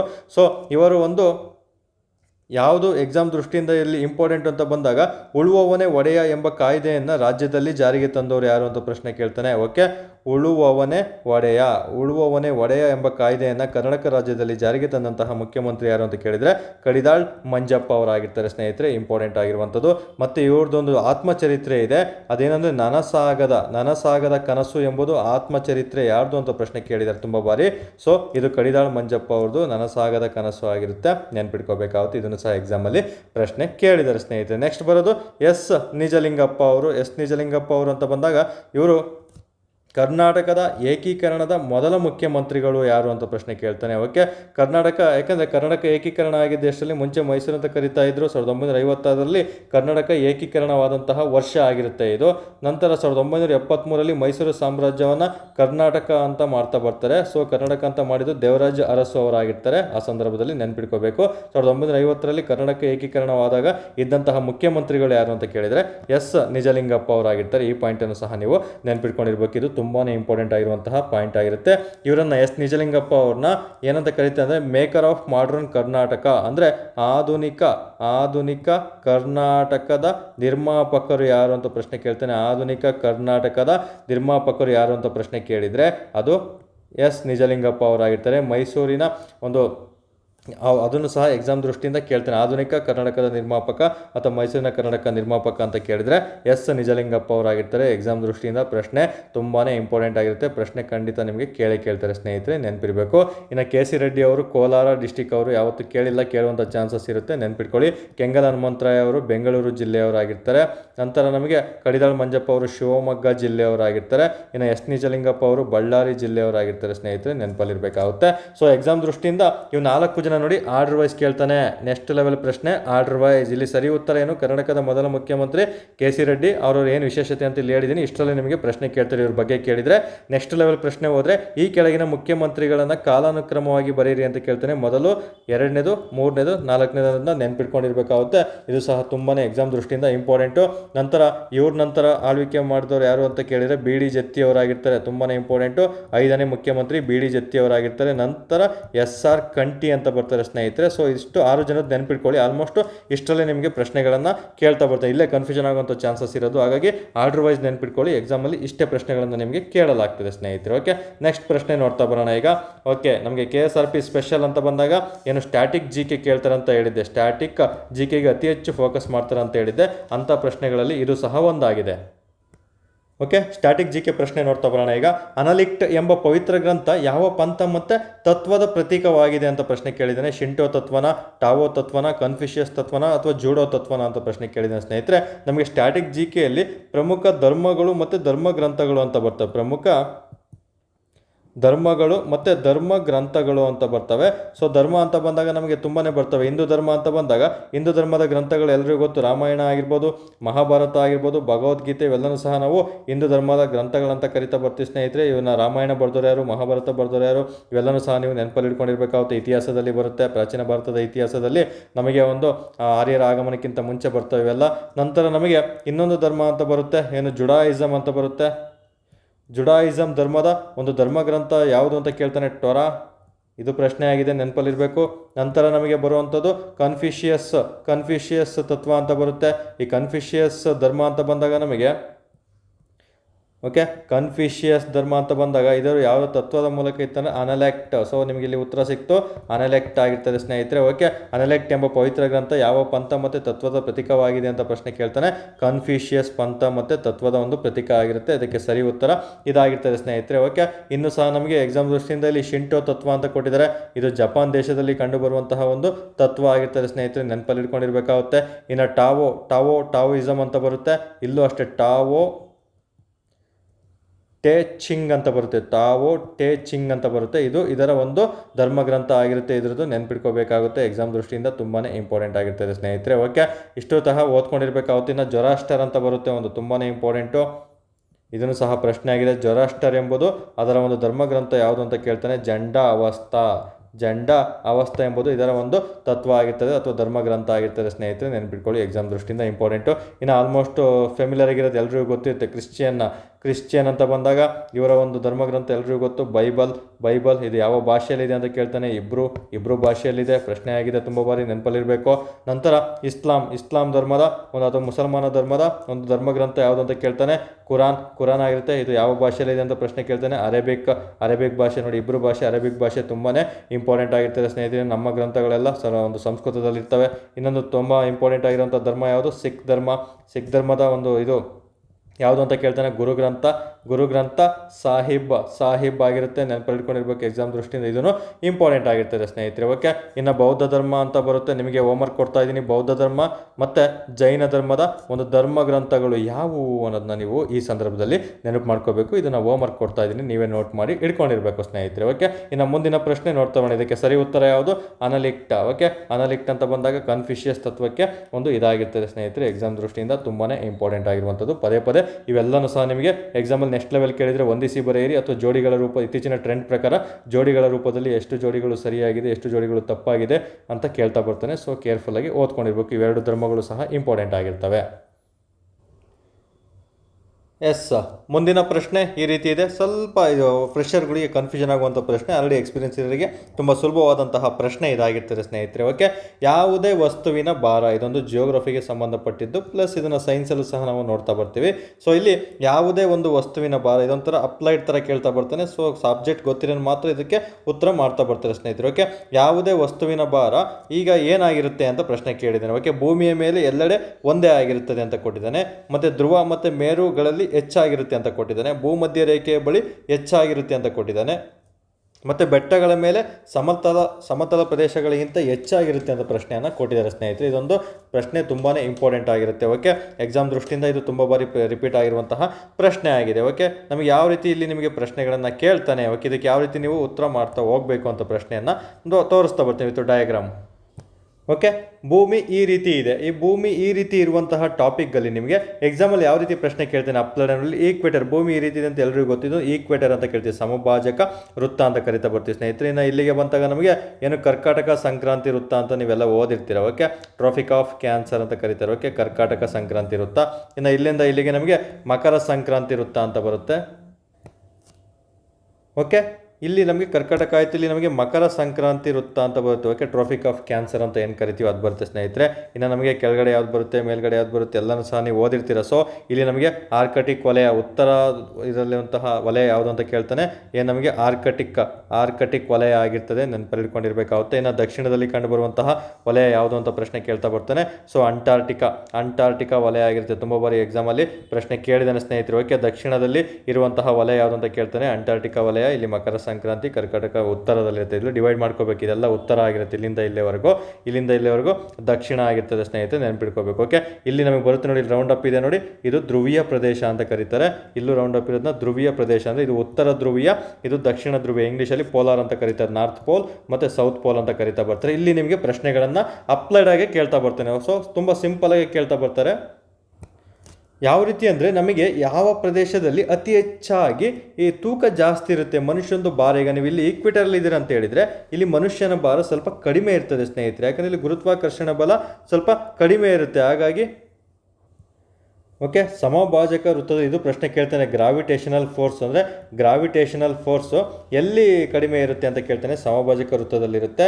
ಸೊ ಎಲ್ಲಿ ಅತಿ ಹೆಚ್ಚಾಗಿರುತ್ತೆ ಅಂತ ಕೇಳಿದ್ರೆ ಪೋಲಾರ್ ರೀಜನ್, ಉತ್ತರ ಧ್ರುವೀಯ ಅಥವಾ ದಕ್ಷಿಣ ಧ್ರುವದಲ್ಲಿ ಅತಿ ಹೆಚ್ಚಾಗಿರ್ತದೆ ಸ್ನೇಹಿತರೆ. ಅದೇ ರೀತಿ ಗ್ರಾವಿಟೇಷನಲ್ ಫೋರ್ಸ್ ನೋಡಿ, ಇಲ್ಲಿ ಸೂರ್ಯ ಇರುತ್ತೆ ಅಂದರೆ ಸೂರ್ಯನ ಬೆಳಕು ನಮಗೆ ಹಿಂಗೆ ಹೋಗ್ತಾ ಇರುತ್ತೆ. ಸೊ ಇಲ್ಲಿ ಡೈರೆಕ್ಟಾಗಿ ಬರ್ತಾ ಇರುತ್ತೆ. ಇದನ್ನು ಸಹ ಇಂಪಾರ್ಟೆಂಟ್ ಆಗಿರುತ್ತೆ. ಓಕೆ, ನೆನಪಲ್ಲಿ ಇಟ್ಕೋಬೇಕು. ಇಲ್ಲಿ ಗ್ರಾವಿಟೇಷನಲ್ ಫೋರ್ಸು ಸಮಭಾಜಕ ವೃತ್ತದಲ್ಲಿ ಕಡಿಮೆ ಇರುತ್ತೆ, ನೆನಪಲ್ಲಿ ಇಟ್ಕೋಬೇಕು. ಸಮಭಾಜಕ ವೃತ್ತದಲ್ಲಿ ಯಾಕೆ ಕಡಿಮೆ ಇರುತ್ತೆ ಅಂತ ಕೇಳ್ತಾನೆ.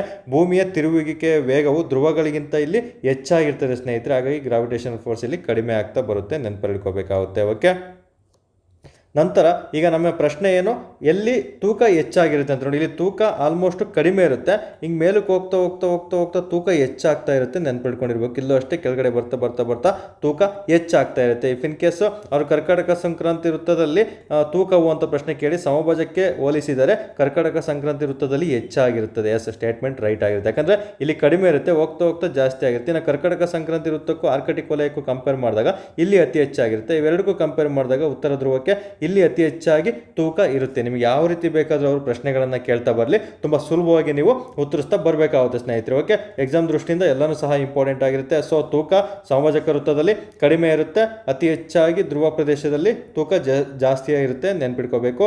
ನಂತರ ಗ್ರಾವಿಟೇಷನಲ್ ಫೋರ್ಸ್ ಅಷ್ಟೇ ಸಮಭಾಜಕ ವೃತ್ತದಲ್ಲಿ ಕಡಿಮೆ ಇರುತ್ತೆ, ಇಲ್ಲಿ ಅತಿ ಹೆಚ್ಚಾಗಿರುತ್ತೆ. ಇಲ್ಲಿ ಧ್ರುವಗಳ ಪ್ರದೇಶಗಳಲ್ಲಿ ಅತಿ ಹೆಚ್ಚಾಗಿರುತ್ತೆ. ಯಾಕೆ ಅತಿ ಹೆಚ್ಚಾಗಿರುತ್ತೆ ಅಂತ ಪ್ರಶ್ನೆ ಕೇಳ್ತಾನೆ. ಸಮಭಾಜಕ ವೃತ್ತದಲ್ಲಿ ಭೂಮಿಯ ತಿರುಗುವಿಕೆಯ ವೇಗವು ಧ್ರುವಗಳಿಗಿಂತ ಹೆಚ್ಚಾಗಿರುತ್ತೆ. ಹಾಗಾಗಿ ಈ ಉತ್ತರ ಸರಿಯಾಗಿರ್ತದೆ ಸ್ನೇಹಿತರೆ, ನೆನಪಲ್ಲಿ ಇಟ್ಕೊಂಡಿರಬೇಕು. ಓಕೆ, ಈಗ ನಾವು ಕಾನ್ಸೆಪ್ಟಿಗೆ ಬರೋಣ. ಪ್ರಶ್ನೆ ಯಾವ ರೀತಿ ಕೇಳಿದಂತ ಇಷ್ಟು ಅರ್ಥ ಆಗಿದೆ ಅಂತ ಹೇಳಿದ್ದೀನಿ. ಇನ್ ಕೇಸ್ ನಿಮಗೆ ಅರ್ಥ ಆಗಿಲ್ಲ ಅಂತ ಹೇಳಿ ಮುಂದಿನ ಕ್ಲಾಸಲ್ಲಿ ಏನು ಅರ್ಥ ಆಗಿಲ್ಲ ಅಂತ ಕಮೆಂಟ್ ಬಾಕ್ಸಲ್ಲಿ ಕಮೆಂಟ್ ಮಾಡಿ, ಖಂಡಿತ ನಾನು ನಿಮಗೆ ತಿಳಿಸ್ಕೊಡ್ತೀನಿ ಸ್ನೇಹಿತರೆ. ಇಷ್ಟು ತಿಳ್ಕೊಂಡು ಸಾಕು. ಈ ರೀತಿ ಡಯಾಗ್ರಾಮ್ ಹಾಕ್ಕೊಂಡು ನೀವು ಗ್ರಾವಿಟೇಷನಲ್ ಫೋರ್ಸು ಪ್ಲಸ್ ಏನು ವೆಯ್ಟ್ ಅಂತ ಬರ್ಕೊಂಡ್ಬಿಟ್ರೆ ನಿಮಗೆ ಜಸ್ಟ್ ಹಿಂಗೆ ಹಾಕೊಂಡ್ಬಿಟ್ರೆ ಮೇಲಕ್ಕೆ ಹೋಗ್ತಾ ಹೋಗ್ತಾ ಒಂದು ಇಮೇಜ್ ನೆನಪು ಬಂದುಬಿಡಬೇಕು. ಮೇಲಕ್ಕೆ ಹೋಗ್ತಾ ಹೋಗ್ತಾ ಜಾಸ್ತಿ ಆಗಿರುತ್ತೆ, ಈಕ್ವೇಟರ್ ಪ್ರದೇಶದಲ್ಲಿ ಕಡಿಮೆ ಇರುತ್ತೆ ಅಂತ ನೆನಪಲ್ಲಿ ಇಟ್ಕೊಂಡಿರಬೇಕು ಸ್ನೇಹಿತರೆ. ಓಕೆ, ಇನ್ನು ನಮಗೆ ಫೋರ್ಸ್ ಕೇಳ್ತಾನೆ, ರೊಟೇಷನಲ್ ಫೋರ್ಸ್. ಓಕೆ, ನೆಕ್ಸ್ಟು ಪ್ರಶ್ನೆ ನಿಮಗೆ ರೊಟೇಷನಲ್ ಫೋರ್ಸ್ ಬಗ್ಗೆ ಕೇಳ್ತಾ ಬರ್ತಾನೆ. ಇದು ಸಹ ತುಂಬಾ ಇಂಪಾರ್ಟೆಂಟ್ ಆಗುತ್ತೆ. ರೊಟೇಷನಲ್ ಫೋರ್ಸ್ ಅಂತ ಒಂದು ಹಾಕೊಂಡ್ಬಿಡಿ. ಇಲ್ಲಿ ರೊಟೇಷನಲ್ ಫೋರ್ಸ್ ಅಂದರೆ ಭೂಮಿಯ ತಿರುವಿಕೆಯು ಅತಿ ಹೆಚ್ಚಾಗಿ ಎಲ್ಲಿ ಸ್ಪೀಡ್ ಇರುತ್ತೆ ಅಂತ ಪ್ರಶ್ನೆ ಕೇಳ್ತಾನೆ. ಇದ್ರ ಉಲ್ಟಾ ಈಕ್ವೇಟರ್ನಲ್ಲಿ ಅತಿ ಹೆಚ್ಚಾಗಿ ಇರ್ತದೆ ಸ್ನೇಹಿತರೆ. ಭೂಮಿಯ ತಿರುವಿಕೆ ಈಕ್ವೇಟರಲ್ಲಿ ಅತಿ ಹೆಚ್ಚಾಗಿ ಐ ಇರುತ್ತೆ. ಇನ್ನು ಮಿಕ್ಕಿದ್ದು ಹೋಗ್ತಾ ಹೋಗ್ತಾ ಹೋಗ್ತಾ ಹೋಗ್ತಾ ಇದು ಕಡಿಮೆ ಆಗ್ತಾ ಬರುತ್ತೆ. ಈ ಕಾನ್ಸೆಪ್ಟನ್ನು ತಿಳ್ಕೊಬೇಕು. ರೊಟೇಷನಲ್ ಫೋರ್ಸ್ ನಮಗೆ ಸಮಭಾಜಕ ವೃತ್ತಕ್ಕೆ ಕಂಪೇರ್ ಮಾಡಿದಾಗ ಪೋಲರಲ್ಲಿ ತುಂಬ ಕಡಿಮೆ ಇರುತ್ತೆ. ಪೋಲರಲ್ಲಿ ಆಲ್ಮೋಸ್ಟ್ ರೊಟೇಷನಲ್ ಫೋರ್ಸ್ 0 ಇರುತ್ತೆ ಸ್ನೇಹಿತರೆ, ನೆನ್ಪಿಟ್ಕೋಬೇಕು. ರೊಟೇಷನಲ್ ಫೋರ್ಸ್ 0 ಇರುತ್ತೆ. ಎಕ್ಸಾಮ್ ದೃಷ್ಟಿಯಿಂದ ಪ್ರಶ್ನೆ ಕೇಳ್ತಾನೆ. ಓಕೆ, ಇವೆರಡಕ್ಕೂ ತದ್ವಿರುದ್ಧ ಆಗಿರುತ್ತೆ ಇದೊಂದು ಕಾನ್ಸೆಪ್ಟ್. 3 ಕಾನ್ಸೆಪ್ಟ್ ಮೇಲೂ ಇದುವರೆಗೂ KS ಇಂದ ಹಿಡಿದು PC ವರೆಗೂ ಎಲ್ಲ ಪ್ರಶ್ನೆಗಳನ್ನು ಕೇಳಿದ್ದಾನೆ. ಸೊ ಅರ್ಥ ಆಗಿದೆ ಅಂತ ಭಾವಿಸ್ತೀನಿ ಸ್ನೇಹಿತರೆ. ಓಕೆ, ಈಗ ಪ್ರಶ್ನೆಗೆ ಬರೋಣ. ಸೊ ನಿಮಗೆ ಕಾನ್ಸೆಪ್ಟ್ ಈಗ ಅರ್ಥ ಆಗಿದೆ. ಎಲ್ಲಿ ಧ್ರುವ ಪ್ರದೇಶಗಳು ಅಂದರೆ ಪೋಲಾರ್ ರೀಜನ್ ಅಂತ ಕರಿತೀವಿ. ಸೊ ಇಲ್ಲಿ ಸರಿ ಉತ್ತರ ಆಪ್ಷನ್ ಬಿ ಆಗಿರುತ್ತೆ. ಧ್ರುವ ಪ್ರದೇಶಗಳಲ್ಲಿ ಮತ್ತು ಮೇರುಗಳಲ್ಲಿ ಅತಿ ಹೆಚ್ಚಾಗಿ ಒಂದು ವಸ್ತುವಿನ ಭಾರ ಇರ್ತದೆ ಸ್ನೇಹಿತರೆ. ವಸ್ತುವಿನ ಭಾರ ವೆಯ್ಟ್ ಪ್ಲಸ್ ಗ್ರಾವಿಟೇಷನಲ್ ಫೋರ್ಸ್ ಇಲ್ಲಿ ಜಾಸ್ತಿ ಆಗ್ತಾ ಬರುತ್ತೆ. ಜಸ್ಟ್ ನಮಗೆ ಏನು ರೊಟೇಷನಲ್ ಫೋರ್ಸ್ ಮಾತ್ರ ಸಮಭಾಜಕ ವೃತ್ತದಲ್ಲಿ ಜಾಸ್ತಿ ಆಗಿರುತ್ತೆ, ಇಲ್ಲ ಧ್ರುವಗಳಲ್ಲಿ ಹೋಗ್ತಾ ಹೋಗ್ತಾ ಕಡಿಮೆ ಆಗಿರುತ್ತೆ ಅನ್ನೋ ಕಾನ್ಸೆಪ್ಟನ್ನು ನೀವು ತಿಳ್ಕೊಂಡಿರಬೇಕಾಗುತ್ತೆ. ಓಕೆ, ಇದು ತುಂಬಾ ಇಂಪಾರ್ಟೆಂಟ್ ಆಗಿರುತ್ತೆ. ಓಕೆ, ಮುಂದಿನ ಪ್ರಶ್ನೆ ಈಗ ನೋಡ್ತಾ ಬರೋಣ.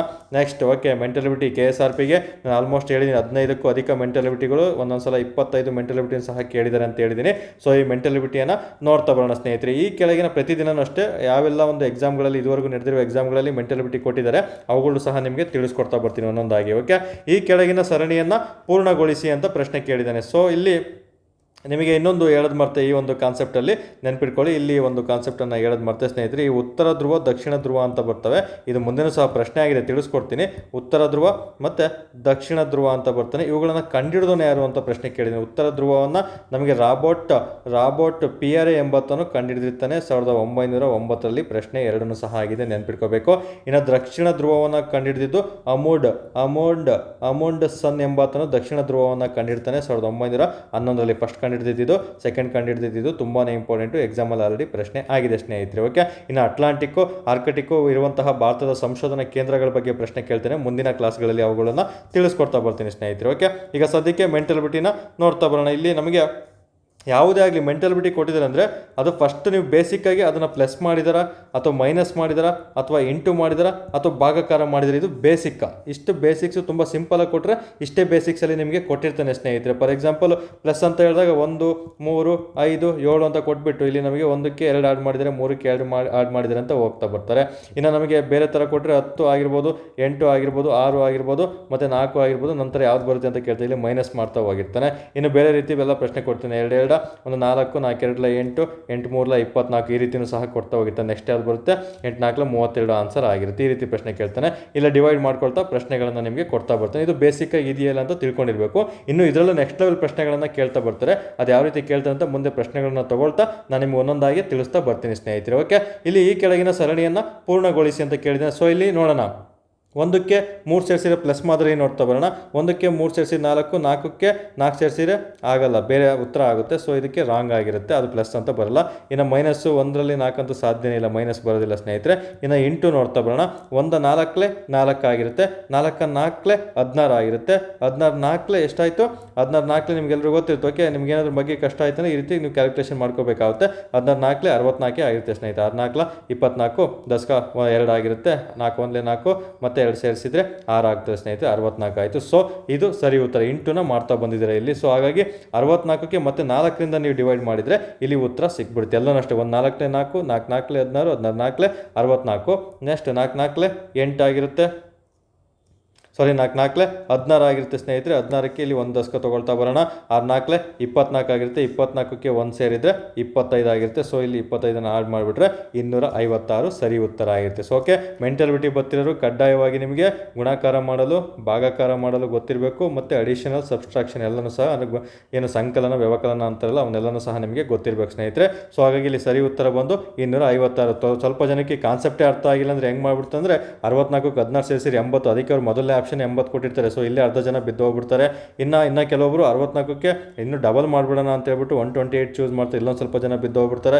ಇನ್ನೂ ಸ್ವಲ್ಪ ಜನ ಇದಕ್ಕೆ ತ್ರಿಬಲ್ ಮಾಡಿಬಿಡೋಣ ಅಂತೇಳಿ 192 ಹಾಕಿರ್ತಾರೆ. ಇಲ್ಲೂ ಸ್ವಲ್ಪ ಜನ ಬಿದ್ದೋಗಿರ್ತಾರೆ. ಯಾರು ಕಾನ್ಸೆಪ್ಟನ್ನು ಓದ್ಕೊಂಡು ಹೋಗಿರ್ತಾನೆ ಅವ್ನು ಮಾತ್ರ ಇದಕ್ಕೆ 256 ಉತ್ತರ ತೊಗೊಳ್ತಾನೆ ಸ್ನೇಹಿತರೆ. ಸೊ ಆಲ್ಮೋಸ್ಟ್ 100%ಅಲ್ಲಿ 80% ಜನ ಅದು ಗೊತ್ತಾಗಿಲ್ಲ ತಪ್ಪು ಮಾಡ್ತಾರೆ. 20% ಜನ ಅಷ್ಟೇ ಇದನ್ನು ಮೆಂಟಲಿಟಿನ ಸರಿ ಮಾಡ್ತಾ ಬರ್ತಾರೆ. ನೀವು ಪೊಲೀಸ್ ಆಗಲೇಬೇಕು ಅಂತ ಹೇಳಿದರೆ ಮೆಂಟಲಿಟಿ ಕಂಪಲ್ಸರಿ ಓದಿರಲೇಬೇಕು. ಅದರಲ್ಲೂ ರೀಸನಿಂಗು ಸ್ಟ್ರಾಂಗ್ ಆಗಿರಬೇಕು. ಅದಕ್ಕೆಲ್ಲ ನಾನು ನಿಮಗೆ ಗೈಡ್ಲೈನ್ಸನ್ನು ಕೊಡ್ತಾ ಬರ್ತೀನಿ. ಓಕೆ, ಎಸ್, ಮುಂದಿನ ಪ್ರಶ್ನೆ KSRP ಸ್ಪೆಷಲ್ ಪ್ರಶ್ನೆ ಆಗಿರುತ್ತೆ. ಏನು ಕಂಪ್ಯೂಟರ್ KSRPಗೆ ಅಂತಲ್ಲ, ಪ್ರತಿಯೊಂದು ಸಿವಿಲ್ PC ಆಗಿರ್ಬೋದು, PSC ಆಗಿರ್ಬೋದು, KA ಡಿಪಾರ್ಟ್ಮೆಂಟ್ ಎಕ್ಸಾಮ್ ನಡೆಸಿದ್ರು ಸಹ ನಿಮಗೆ ಇತ್ತೀಚೆಗೆ ಕಂಪ್ಯೂಟರ್ ಮೇಲೆ ನೆಕ್ಸ್ಟ್ ಲೆವೆಲ್ ಪ್ರಶ್ನೆಗಳು ಬರ್ತಿರೋ ಸ್ನೇಹಿತರೆ. ಅವುಗಳ ಬಗ್ಗೆಯೂ ಸಹ ನೀವು ಕಂಪಲ್ಸರಿ ಮಾಹಿತಿಯನ್ನು ತಿಳ್ಕೊಂಡಿರ್ಬೇಕು. ಹಾಗಾಗಿ ಇಲ್ಲಿ ಕಂಪ್ಯೂಟರ್ ಪ್ರಶ್ನೆ ಆಲ್ರೆಡಿ ಕೇಳಿರುವಂತಹ ಪ್ರಶ್ನೆ ಆಗಿರುತ್ತೆ. ಇದು PC ಮತ್ತು PSA ಎರಡೂ ಎಕ್ಸಾಮ್ಗಳಲ್ಲೂ ಕೇಳಿರುವಂತಹ ಪ್ರಶ್ನೆ ಆಗಿರುತ್ತೆ, ನೆನಪಲ್ಲಿರಬೇಕು. ಈ ಕೆಳಗಿನವುಗಳಲ್ಲಿ ಯಾವುದು ಇನ್ಪುಟ್ ಡಿವೈಸ್ಗೆ ಉದಾಹರಣೆ ಆಗಿದೆ? ನಮಗೆ ಕಂಪ್ಯೂಟರ್ ಅಂತ ಬಂದಾಗ ಕಂಪ್ಯೂಟರಲ್ಲಿ ನಮಗೆ ಇನ್ಪುಟ್ ಡಿವೈಸ್ಗೆ ಯಾವುದು ಇದರಲ್ಲಿ ಉದಾಹರಣೆ ಆಗಿದೆ ಅಂತ ಪ್ರಶ್ನೆ ಕೊಟ್ಟಾಗ 3 ಔಟ್ಪುಟ್ ಡಿವೈಸ್ ಕೊಟ್ಟಿರ್ತಾರೆ, 1 ಇನ್ಪುಟ್ ಡಿವೈಸ್ ಕೊಟ್ಟಿರ್ತಾರೆ. ಅದನ್ನು ನೀವು ಇಲ್ಲಿ ಕಂಡುಹಿಡಿತಾ ಬರಬೇಕು. ಪ್ರಿಂಟರ, ಸ್ಪೀಕರ, ಕೀಬೋರ್ಡ, ಮಾನಿಟರ ಅಂತ. ಸೊ ಇಲ್ಲಿ ನಿಮಗೆ ಕಾನ್ಸೆಪ್ಟೇ ಗೊತ್ತಿಲ್ಲ ಅಂದರೆ ನಾಲೆಡ್ಜೇ ಇಲ್ಲ, ಬೇಸಿಕ್ ನಾಲೆಡ್ಜ್ ಅಷ್ಟೇ ಕೇಳೋದು. ಕಂಪ್ಯೂಟರ್ದು ಬೇಸಿಕ್ ನಾಲೆಡ್ಜನ್ನು ಕೇಳ್ತಾ ಬರ್ತಾನೆ.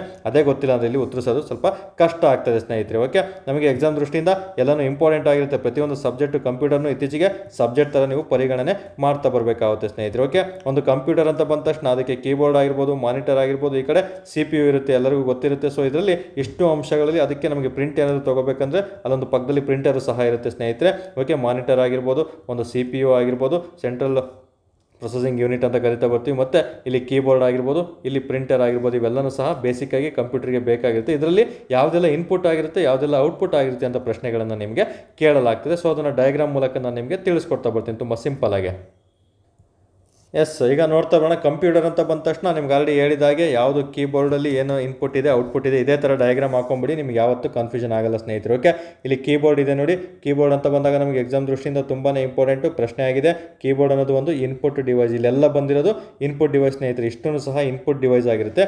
ಇವನು ಸಹ ಇನ್ಪುಟ್ ಡಿವೈಸೇ ಆಗಿರುತ್ತೆ, ಬಟ್ ಔಟ್ಪುಟ್ ಡಿವೈಸ್ ಸಹ ಆಗಿನೂ ಕಾರ್ಯನಿರ್ವಹಿಸುತ್ತದೆ. ಈ ಮಾಹಿತಿನ ತಿಳ್ಕೊಂಡಿರಬೇಕು ಬೇಸಿಕ್ಕಾಗಿ ಓದ್ತಾ ಇರೋರು. ಓಕೆ, ನಂತರ ಇವೆಲ್ಲ ಔಟ್ಪುಟ್ ಡಿವೈಸ್ ಇಷ್ಟಿದಾವಲ್ಲ, ಇಷ್ಟು ಔಟ್ಪುಟ್ ಡಿವೈಸ್ ಆಗಿರುತ್ತೆ. ಸೊ ಇಲ್ಲಿ ಕೀಬೋರ್ಡ್ ಇನ್ಪುಟ್, ಆಪ್ಟಿಕಲ್ ಪೆನ್ ಅಂತ ಬರುತ್ತೆ, ಜಾಯ್ಸ್ಟಿಕ್ ಕಂಠಪಟ ಮಾಡಲೇಬೇಕು, ಬೇರೆ ಆಪ್ಷನ್ ಇಲ್ಲ. ಇಲ್ಲಿ ಸ್ಕ್ಯಾನರ್ ಆಗಿರ್ಬೋದು, ಬಾರ್ಕೋಡ್ ರೀಡರ್, ನಮಗೆ ಏನೋ ಮಾಲ್ಗಳಿಗೆ ಹೋದಾಗ ಈ ಥರ ರೀಡ್ ಮಾಡ್ತಾ ಇರ್ತಾರೆ ನೋಡಿ, ಬಾರ್ಕೋಡ್ ರೀಡರ್ ಆಗಿರುತ್ತೆ. ನಂತರ digital camera, pen drive, touch screen ಮತ್ತು CD, DVD, fax, web cam, modem ಇವೆಲ್ಲನೂ ಸಹ ಇನ್ಪುಟ್ ಡಿವೈಸ್ಗೆ ಉದಾಹರಣೆ ಆಗಿರುತ್ತೆ. ಇನ್ನು ಔಟ್ಪುಟ್ ಡಿವೈಸ್ ಅಂದರೆ ಹೊರಗಡೆ ಬರುವಂಥದ್ದು, ನಮಗೆ ಕೇಳಿಸುವಂಥ ಧ್ವನಿ ಆಗಿರುತ್ತೆ.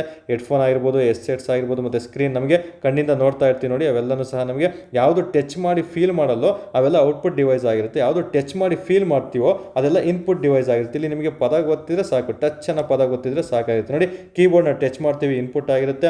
ಇನ್ನು ಆಪ್ಟಿಕಲ್ ಪೆನ್, ಈಗ ನಾನು ಸಹ ನಿಮಗೆ ಅದೇ ಥರ ಕ್ಲಾಸ್ ಮಾಡ್ತಾ ಇರೋದು, ಇದು ಸಹ ನೋಡಿ ಆಪ್ಟಿಕಲ್ ಪೆನ್ ಅಂತ ಬಂದಾಗ ಇದು ಟಚ್ ಮಾಡ್ತಾ ಇರ್ತೀವಿ, ಇನ್ಪುಟ್ ಆಗಿರುತ್ತೆ. ಇನ್ನು ಸ್ಕ್ಯಾನರ್ನ ತೆಗೆದುಬಿಟ್ಟು ನಾವು ಅದರೊಳಗಡೆ ಇನ್ಸರ್ಟ್ ಮಾಡಿ ಸ್ಕ್ಯಾನ್ ಮಾಡಬೇಕಾಗುತ್ತೆ, ಅದನ್ನು ಸಹ ಇನ್ಪುಟ್ ಆಗಿರುತ್ತೆ. ಇನ್ನು ಬಾರ್ಕೋಡ್ ರೀಡರ್ ಟಚ್ ಮಾಡಿ ಕೈಯಲ್ಲೇ ಮಾಡಬೇಕಾಗುತ್ತೆ. ಇನ್ನು ಜೈಸ್ಟಿಕ್ ಅಷ್ಟೇ ಕೈಯಲ್ಲೇ ಅದನ್ನು ನಾವು 360 ಆ್ಯಂಗಲಲ್ಲೂ ರೊಟೇಟ್ ಮಾಡ್ತಾ ಬರ್ತೀವಿ ಇದನ್ನು. ಸೊ ಇದೆಲ್ಲ ಇನ್ಪುಟ್ ಡಿವೈಸ್ ಆಗಿರುತ್ತೆ. ಇನ್ನು ವೆಬ್ ಕ್ಯಾಮು ಅಷ್ಟೇ, ಕೆಲವೊಂದು ಔಟ್ಪುಟ್ ಡಿವೈಸ್ ತಹನು ಅದೇ ಆಗದೆ ವರ್ಕ್ ಮಾಡ್ತಿರುತ್ತೆ, ಕೆಲವರು ನಾವೇ ಇನ್ಪುಟ್ ಆಗಿ ಅದನ್ನು ಕನ್ಸಿಡರ್ ಮಾಡಿರ್ತೀವಿ, ನೆನಪಲ್ಲಿ ಇಟ್ಕೊಂಡಿರಬೇಕಾಗುತ್ತೆ. ಓಕೆ, ಈ ರೀತಿ ಎಕ್ಸಾಮಲ್ಲಿ ನಿಮಗೆ ಪ್ರಶ್ನೆಗಳನ್ನು ಕೇಳಲಾಗ್ತದೆ ಸ್ನೇಹಿತರೆ. ಔಟ್ಪುಟ್ ಡಿವೈಸ್ ಅಂದರೆ ನಾವೇನು ನೋಡೋದಿಲ್ಲ, ಅದೇ ನಮಗೆಲ್ಲ ಕೊಡ್ತಾ ಇರುತ್ತೆ. ಫಾರ್ ಎಕ್ಸಾಂಪಲ್ ಸ್ಪೀಕರು, ನೀವು ಕಂಪ್ಯೂಟರಲ್ಲಿ ಸಾಂಗ್ ಹಾಕ್ಬಿಟ್ರೆ ಸ್ಪೀಕರಲ್ಲಿ ಬರ್ತಾ ಇರುತ್ತೆ, ಸೊ ಅದನ್ನು ನಾವು ಟಚ್ಚೇ ಮಾಡಲ್ಲ. ಇನ್ನು ಪ್ರಿಂಟರು, ಮಾನಿಟರು ಅಷ್ಟೇ, ನಾವೇನು ಟಚ್ ಮಾಡಲ್ಲ, ನೋಡ್ತಾ ಇರ್ತೀವಿ. ಹೆಡ್ಸೆಟ್ಟು, ಹೆಡ್ಫೋನ್ ಇವೆಲ್ಲ ನಮ್ಗೆ ಕೇಳಿಸ್ತಾ ಇರುತ್ತೆ ಕಿವಿಲಿ. ಮತ್ತು ಪ್ರಿಂಟರ್ ಅಷ್ಟು ಅದ್ರ ಪಾಡಿಗೆ ಅದು ಪ್ರಿಂಟ್ ಕೊಡ್ತಾ ಇರುತ್ತೆ. ಈ ರೀತಿ ನೀವು ನೆನಪಲ್ಲಿ ಇಟ್ಕೊಂಡಿರಬೇಕಾಗುತ್ತೆ. ಪ್ಲೋಟರ್ ಎಲ್ಲ ಡಯಾಗ್ರಾಮ್ ಮೂಲಕನೇ ನೀವು ಓದ್ಕೋಬೇಕಾಗುತ್ತೆ ಸ್ನೇಹಿತರು. ಓಕೆ, ಇಷ್ಟು ಸಹ ಇನ್ಪುಟ್ ಡಿವೈಸ್ ಆಗಿರುತ್ತೆ, ಔಟ್ಪುಟ್ ಡಿವೈಸ್ ಆಗಿರುತ್ತೆ. ಇದರಲ್ಲಿ ಇನ್ಪುಟ್ ಕಮ್ ಔಟ್ಪುಟ್ ಡಿವೈಸ್ ಅಂತ ಬರ್ತವೆ. ಇದರಲ್ಲಿ ಇನ್ಪುಟ್ ಆಗಿನೂ ಕಾರ್ಯನಿರ್ವಹಿಸುತ್ತದೆ, ಔಟ್ಪುಟ್ ಆಗಿನೂ ಕಾರ್ಯನಿರ್ವಹಿಸುವಂತಹ ಅಂಶಗಳು ಯಾವುದು ಅಂತ ಪ್ರಶ್ನೆ ಕೇಳಿದರೆ digital camera, pen drive, touch screen, CD, DVD, web cam, fax, modem. Almost ನಿಮಗೆ ಆಪ್ಷನ್ನು ಒಂದೇ ಕೊಟ್ಟರೆ ಮಾಡೆಮ್ಮೆ ಕೊಟ್ಟಿರ್ತಾನೆ, ಇನ್ನು ಮಿಕ್ಕಿದ್ದು ಸಹ ಇಂಪಾರ್ಟೆಂಟ್ ಆಗಿರುತ್ತೆ, ಓದ್ಕೊಳ್ಳಿ. ಬಟ್ ಮ್ಯಾಕ್ಸಿಮಮ್ PC ಎಕ್ಸಾಮ್ಗಳಲ್ಲಿ ಮಾಡೆಮ್ಮೆ ಆಪ್ಷನ್ ಕೊಡ್ತಾನೆ. ಯಾವುದು ಇನ್ಪುಟ್ ಮತ್ತು ಔಟ್ಪುಟ್ ಡಿವೈಸ್ಗೆ ಉದಾಹರಣೆ ಆಗಿದೆ ಅಂದಾಗ ಮಾಡೆಮ್ಮೆ ಕೊಡುವಂಥ ಚಾನ್ಸಸ್ ಇರುತ್ತೆ. ಬಟ್ ಎಲ್ಲನೂ ನನ್ನ ಅಭ್ಯರ್ಥಿಗಳು ಈಗ ಆಲ್ರೆಡಿ ಹೇಳಿದ್ನಲ್ಲ, ಯಾವ ರೀತಿ ಪಾಸ್ ಆಗಬೇಕಂದ್ರೆ ನಾನು ಏನು ಹೇಳ್ತೀನೋ ಎಲ್ಲನೂ ಕಂಪಲ್ಸರಿ ನೀವು ಓದಿದರೆ ಮಾತ್ರ ನೀವೇನು ಅಂದ್ಕೊಂಡಿದ್ದೀರೋ ಅಷ್ಟು ಅಂಕಗಳನ್ನು ನೀವು ಪಡೆಯೋದಕ್ಕೆ ಸಾಧ್ಯ ಆಗುತ್ತೆ ಸ್ನೇಹಿತರೆ. ಅದಕ್ಕೆ ನಾನು ನಿಮಗೆ ಭರವಸೆ ಕೊಡ್ತಾ ಬರ್ತೀನಿ. ಓಕೆ, ಇಷ್ಟನ್ನು ಸಹ ನೆನಪಲ್ಲಿ ಇಡೋಕ್ಕೆ ಟ್ರೈ ಮಾಡಿ. ಇದೇ ರೀತಿ ಡಯಾಗ್ರಾಮ್ ಹಾಕ್ಕೊಂಡೆ ಓದ್ಕೊಳ್ತಾ ಬನ್ನಿ. ಇನ್ಪುಟ್ ಔಟ್ಪುಟ್ ಡಿವೈಸನ್ನು ಸಪ್ರೇಟಾಗಿ ಬರ್ಕೊಂಡು ಇನ್ಪುಟ್ ಕಮ್ ಔಟ್ಪುಟ್ ಡಿವೈಸ್ಗಳು ಯಾವುವು, ಇನ್ಪುಟ್ಟು ಮತ್ತು ಔಟ್ಪುಟ್ ಆಗಿ ಕಾರ್ಯನಿರ್ವಹಿಸೋದು ಯಾವುದು ಅನ್ನೋದು ಸಹ ನೀವು ತಿಳ್ಕೊಂಡಿರಬೇಕಾಗುತ್ತೆ. ಇಂಥ ಪ್ರಶ್ನೆಗಳಿಗೆ ನೀವು ಉತ್ತರಿಸೋಕ್ಕೆ ರೆಡಿ ಇದ್ದೀರಂದರೆ ನೀವು ಆಲ್ರೆಡಿ ರೇಸಲ್ಲಿ ಬರ್ತಾ ಇದ್ದೀರ ಅಂತ ಅರ್ಥ ಸ್ನೇಹಿತರೆ. ಓಕೆ, ಹಾಗಾದ್ರೆ ಈಗ ಪ್ರಶ್ನೆ ನೋಡ್ತಾ ಬರೋಣ. ಓಕೆ, ಪ್ರಶ್ನೆ ಈಗ ಆಲ್ರೆಡಿ ನಾನು ಹೇಳಿದ್ದೀನಿ, ಟಚ್ ಅನ್ನೋ ಪದನ ನೆನ್ಪಿಟ್ಕೊಳ್ಳಿ. ಟಚ್ ಅಂತ ಇಟ್ಕೊಂಡ್ಬಿಟ್ರೆ ಮುಗಿದೋಯ್ತು, ನಿಮಗೆ ಏನು ಕನ್ಫ್ಯೂಷನ್ ಆಗಲ್ಲ. ಸೊ ಇಲ್ಲಿ ಇನ್ಪುಟ್ ಕೇಳಿದ್ದಾನೆ. ಇನ್ಪುಟ್ ಅಂದ್ರೇನು, ಟಚ್ ಆಗೋದಿಲ್ಲ, ಇನ್ಪುಟ್ ಆಗಿರುತ್ತೆ. ಟಚ್ ಮಾಡದೆ ನಮಗೆ ರಿಸಲ್ಟ್ ಕೊಡೋದಿಲ್ಲ, ಔಟ್ಪುಟ್ ಆಗಿರುತ್ತೆ, ನೆನ್ಪಿಟ್ಕೋಬೇಕು. ಸೊ ಈಗ ನೀವೇ ಗೆಸ್ ಮಾಡ್ತಾ ಬನ್ನಿ ಹಾಗೆ ಫ್ರೆಷರ್ಗಳು. ಪ್ರಿಂಟರ್ ನಾವೇನು ಟಚ್ ಮಾಡೋದಿಲ್ಲ, ಅದೇ ಪ್ರಿಂಟ್ ಕೊಡುತ್ತೆ. ಸ್ಪೀಕರ್ ಅಷ್ಟೇ, ಸಾಂಗ್ ಪ್ಲೇ ಮಾಡಿದ್ರೆ ಅದು ಸ್ಪೀಕರಲ್ಲಿ ಸಾಂಗ್ ಬರ್ತಾ ಬರುತ್ತೆ. ಕೀಬೋರ್ಡ್ ನಾವು ಟೈಪ್ ಮಾಡಿದರೆ ಮಾತ್ರ ನಮಗೆ ಅದಕ್ಕೆ ಒಂದು ವ್ಯಾಲ್ಯೂ ಸಿಗೋದು, ಟೈಪ್ ಮಾಡಿದ್ರೆ ಅಷ್ಟೇ ನಮಗೆ ಅದಕ್ಕೆ ಒಂದು ಅಂಕಿ ಅಂಶಗಳಾಗಿರ್ಬೋದು, ಅಕ್ಷರಗಳು ಸಿಗ್ತಾ ಬರುತ್ತೆ. ಸೊ ಇದನ್ನು ಟೈಪ್ ಮಾಡಲೇಬೇಕಾಗುತ್ತೆ. ಇನ್ನು ಮಾನಿಟರ್ ನಾವೇನು ಮುಟ್ಟೋದೇ ಬೇಡ, ಅದ್ರ ಪಾಡಿಗೆ ನಮ್ಮ ಕಣ್ಣಿಗೆ ಡಿಸ್ಪ್ಲೇ ಆಗ್ತಾ ಇರುತ್ತೆ. ಸೊ ಇಲ್ಲಿ ಯಾವುದು ಟಚ್ ಮಾಡೋದು, ಇನ್ಪುಟ್ ಡಿವೈಸ್ ಕೇಳಿದಾನೆ, ಸೊ ಕೀಬೋರ್ಡು ಇಲ್ಲಿ ಸರಿ ಉತ್ತರ ಆಗಿರುತ್ತೆ ಸ್ನೇಹಿತರೆ. ಈ ರೀತಿ ಕೋಡ್ ವರ್ಡ್ಗಳನ್ನು ನೀವು ಹುಡ್ಕೊಂಡು ಹೋದಲ್ಲಿ ಪ್ರತಿಯೊಂದು ಎಕ್ಸಾಮ್ಗಳಿಗೂ ಉಪಯುಕ್ತ ಆಗ್ತಾ ಬರುತ್ತೆ. ಇದೇ ರೀತಿ ಪ್ರತಿಯೊಂದು ಸಬ್ಜೆಕ್ಟಲ್ಲೂ ಎಲ್ಲಿ ನಿಮಗೆ ಮೋಸ್ಟ್ ವಾಂಟೆಡ್ ಟಾಪಿಕ್ ಇದೆ, ಎಲ್ಲಿ ನಿಮಗೆ ಕನ್ಫ್ಯೂಷನ್ ಆಗೋ ಟಾಪಿಕ್ ಇರುತ್ತೆ, ಅಲ್ಲಿ ಈ ರೀತಿ ಟ್ರಿಕ್ಕಿಯಾಗಿ ನೀವು ನೆನ್ಪಿಟ್ಕೊಳ್ಳೋಕ್ಕೆ ಟ್ರೈ ಮಾಡ್ತಾ ಬರಬೇಕಾಗುತ್ತೆ ಸ್ನೇಹಿತರೆ. ಅದಕ್ಕೆಲ್ಲ ಅಬ್ದಿ ಅಕಾಡೆಮಿ ನಿಮಗೆ ಸಹಾಯ ಅಥವಾ ಮಾರ್ಗದರ್ಶನವನ್ನು ನೀಡ್ತಾ ಬರುತ್ತೆ, ವರಿಬೇಕಾಗಿಲ್ಲ ಅದ್ರ ಬಗ್ಗೆ. ಓಕೆ, ನೆಕ್ಸ್ಟ್ ಫೈನಲ್ ಆಗಿ ಹೇಳ್ಬೇಕಂದ್ರೆ ದಯವಿಟ್ಟು ನಮ್ಮ ಒಂದು ಟೆಲಿಗ್ರಾಮ್ ಚಾನಲ್ಗೆ ಜಾಯ್ನ್ ಆಗಿ. ಅಬ್ದಿ ಅಕಾಡೆಮಿ ಅಂತ ಸರ್ಚ್ ಮಾಡಿ, ಸಿಕ್ಕಿಲ್ಲ ಅಂದರೆ ಈ ನಂಬರಿಗೆ ವಾಟ್ಸಪ್ ಅಥವಾ ಟೆಲಿಗ್ರಾಮಲ್ಲಿ ಲಿಂಕ್ ಕಳಿಸಿ ಅಂತ ಮೆಸೇಜ್ ಹಾಕಿದ್ರು ಸಹ ನಾನು ನಿಮಗೆ ಕಳಿಸ್ಕೊಡ್ತೀನಿ. ಇನ್ನು ಹೆಚ್ಚಿನ ಮಾಹಿತಿಗಾಗಿ ಏನಾದರೂ ಬೇಕಂದರೆ ನಿಮಗೆ ಅದಕ್ಕೂ ಸಹ ಕಾಲ್ ಮಾಡ್ತಾ ಬರ್ಬೋದು. ಇನ್ನು ಕಮೆಂಟ್ ಬಾಕ್ಸಲ್ಲೂ ಸಹ ನಾನು ನಿಮಗೆ ಕಮೆಂಟ್ ಓಪನ್ ಇಟ್ಟಿರ್ತೀನಿ ಸ್ನೇಹಿತರೆ. ಅಲ್ಲಿ ನಮ್ಮ ಒಂದು ಟೆಲಿಗ್ರಾಮ್ ಲಿಂಕನ್ನು ಶೇರ್ ಮಾಡಿರ್ತೀನಿ. ಅಲ್ಲಿ ಡೈರೆಕ್ಟ್ ಆ ಲಿಂಕ್ ಪ್ರೆಸ್ ಮಾಡೋದ್ರ ಮೂಲಕ ಡೈರೆಕ್ಟ್ ಟೆಲಿಗ್ರಾಮ್ಗೆ ಹೋಗ್ತಾ ಬರ್ಬೋದು. ಅಲ್ಲಿ ಪ್ರತಿದಿನ ನಿಮಗೆ 20 ಅಂಕಗಳ ಕ್ವಿಝು, ಕರೆಂಟ್ ಅಫೇರ್ಸ್ ಕ್ವಿಝು ಮತ್ತು ಇತ್ತೀಚೆಗೆ ಜನರಲ್ ಸೈನ್ಸ್ ಕ್ವಿಜ್ಗಳನ್ನು ಹಾಕ್ತಾ ಬರ್ತೀನಿ. ಫಾಲೋ ಮಾಡ್ಕೊಳ್ತಾ ಬನ್ನಿ. ಮತ್ತು PSI ಪೇಪರ್ 1ಗೆ ಪ್ರಬಂಧಗಳನ್ನು ವಾರದ ಟೆಸ್ಟ್ ಕೊಡ್ತಾ ಬರ್ತೀನಿ, ಅದನ್ನು ಸಹ ಯುಟಿಲೈಸ್ ಮಾಡ್ಕೊಳ್ತಾ ಬರಬೇಕು. ಪ್ಲಸ್ ದಯವಿಟ್ಟು ವಿಡಿಯೋ ಇಷ್ಟ ಆಗಿದ್ರೆ ದಯವಿಟ್ಟು ಲೈಕ್ ಮಾಡೋದನ್ನು ಮರಿಲೇಬೇಡಿ, ಕಮೆಂಟ್ ಮಾಡೋದಂತೂ ಮಾತ್ರ ಮರಿಲೇಕೆ ಹೋಗ್ಬೇಡಿ ಸ್ನೇಹಿತರೆ. ಏನಿಲ್ಲ, ಈ ಒಂದು ವಿಡಿಯೋದಲ್ಲಿ ಇಷ್ಟ ಆಯಿತು, ಏನಕ್ಕೆ ಇಷ್ಟ ಆಯಿತು, ಓಕೆ, ತುಂಬ ಇಷ್ಟ ಆಯಿತು ಅಂದರೆ ನಿಮ್ಮ ಫ್ರೆಂಡ್ಸ್ಗಳಿಗೂ ಶೇರ್ ಮಾಡ್ತಾ ಬನ್ನಿ. ನೆಕ್ಸ್ಟು ಇದರಲ್ಲಿ MCQಸಲ್ಲಿ ಏನಾದರೂ ಚೇಂಜಸ್ ಮಾಡ್ಕೋಬೇಕಂದ್ರೆ ಅದನ್ನು ಸಹ ನೀವು ಕಮೆಂಟ್ ಮೂಲಕ ತಿಳಿಸ್ಕೊಡ್ತಾ ಬನ್ನಿ. ವಿಡಿಯೋ ಇಷ್ಟ ಆಗಿದ್ರೆ ದಯವಿಟ್ಟು ಕಮೆಂಟ್ ಮಾಡಿಬಿಟ್ಟೇ ವಿಡಿಯೋವನ್ನು ಎಂಡ್ ಮಾಡ್ತಾ ಬನ್ನಿ ಸ್ನೇಹಿತರೆ. ಇಷ್ಟು ಕೇಳ್ಕೊಳ್ತಾ ಈ ಒಂದು ಕ್ಲಾಸಸನ್ನು ಮುಗಿಸ್ತಾ ಇದ್ದೀನಿ. ನಾನು ನಿಮ್ಮ ಪುನೀತ್ ರಾಜ್, ಧನ್ಯವಾದಗಳು.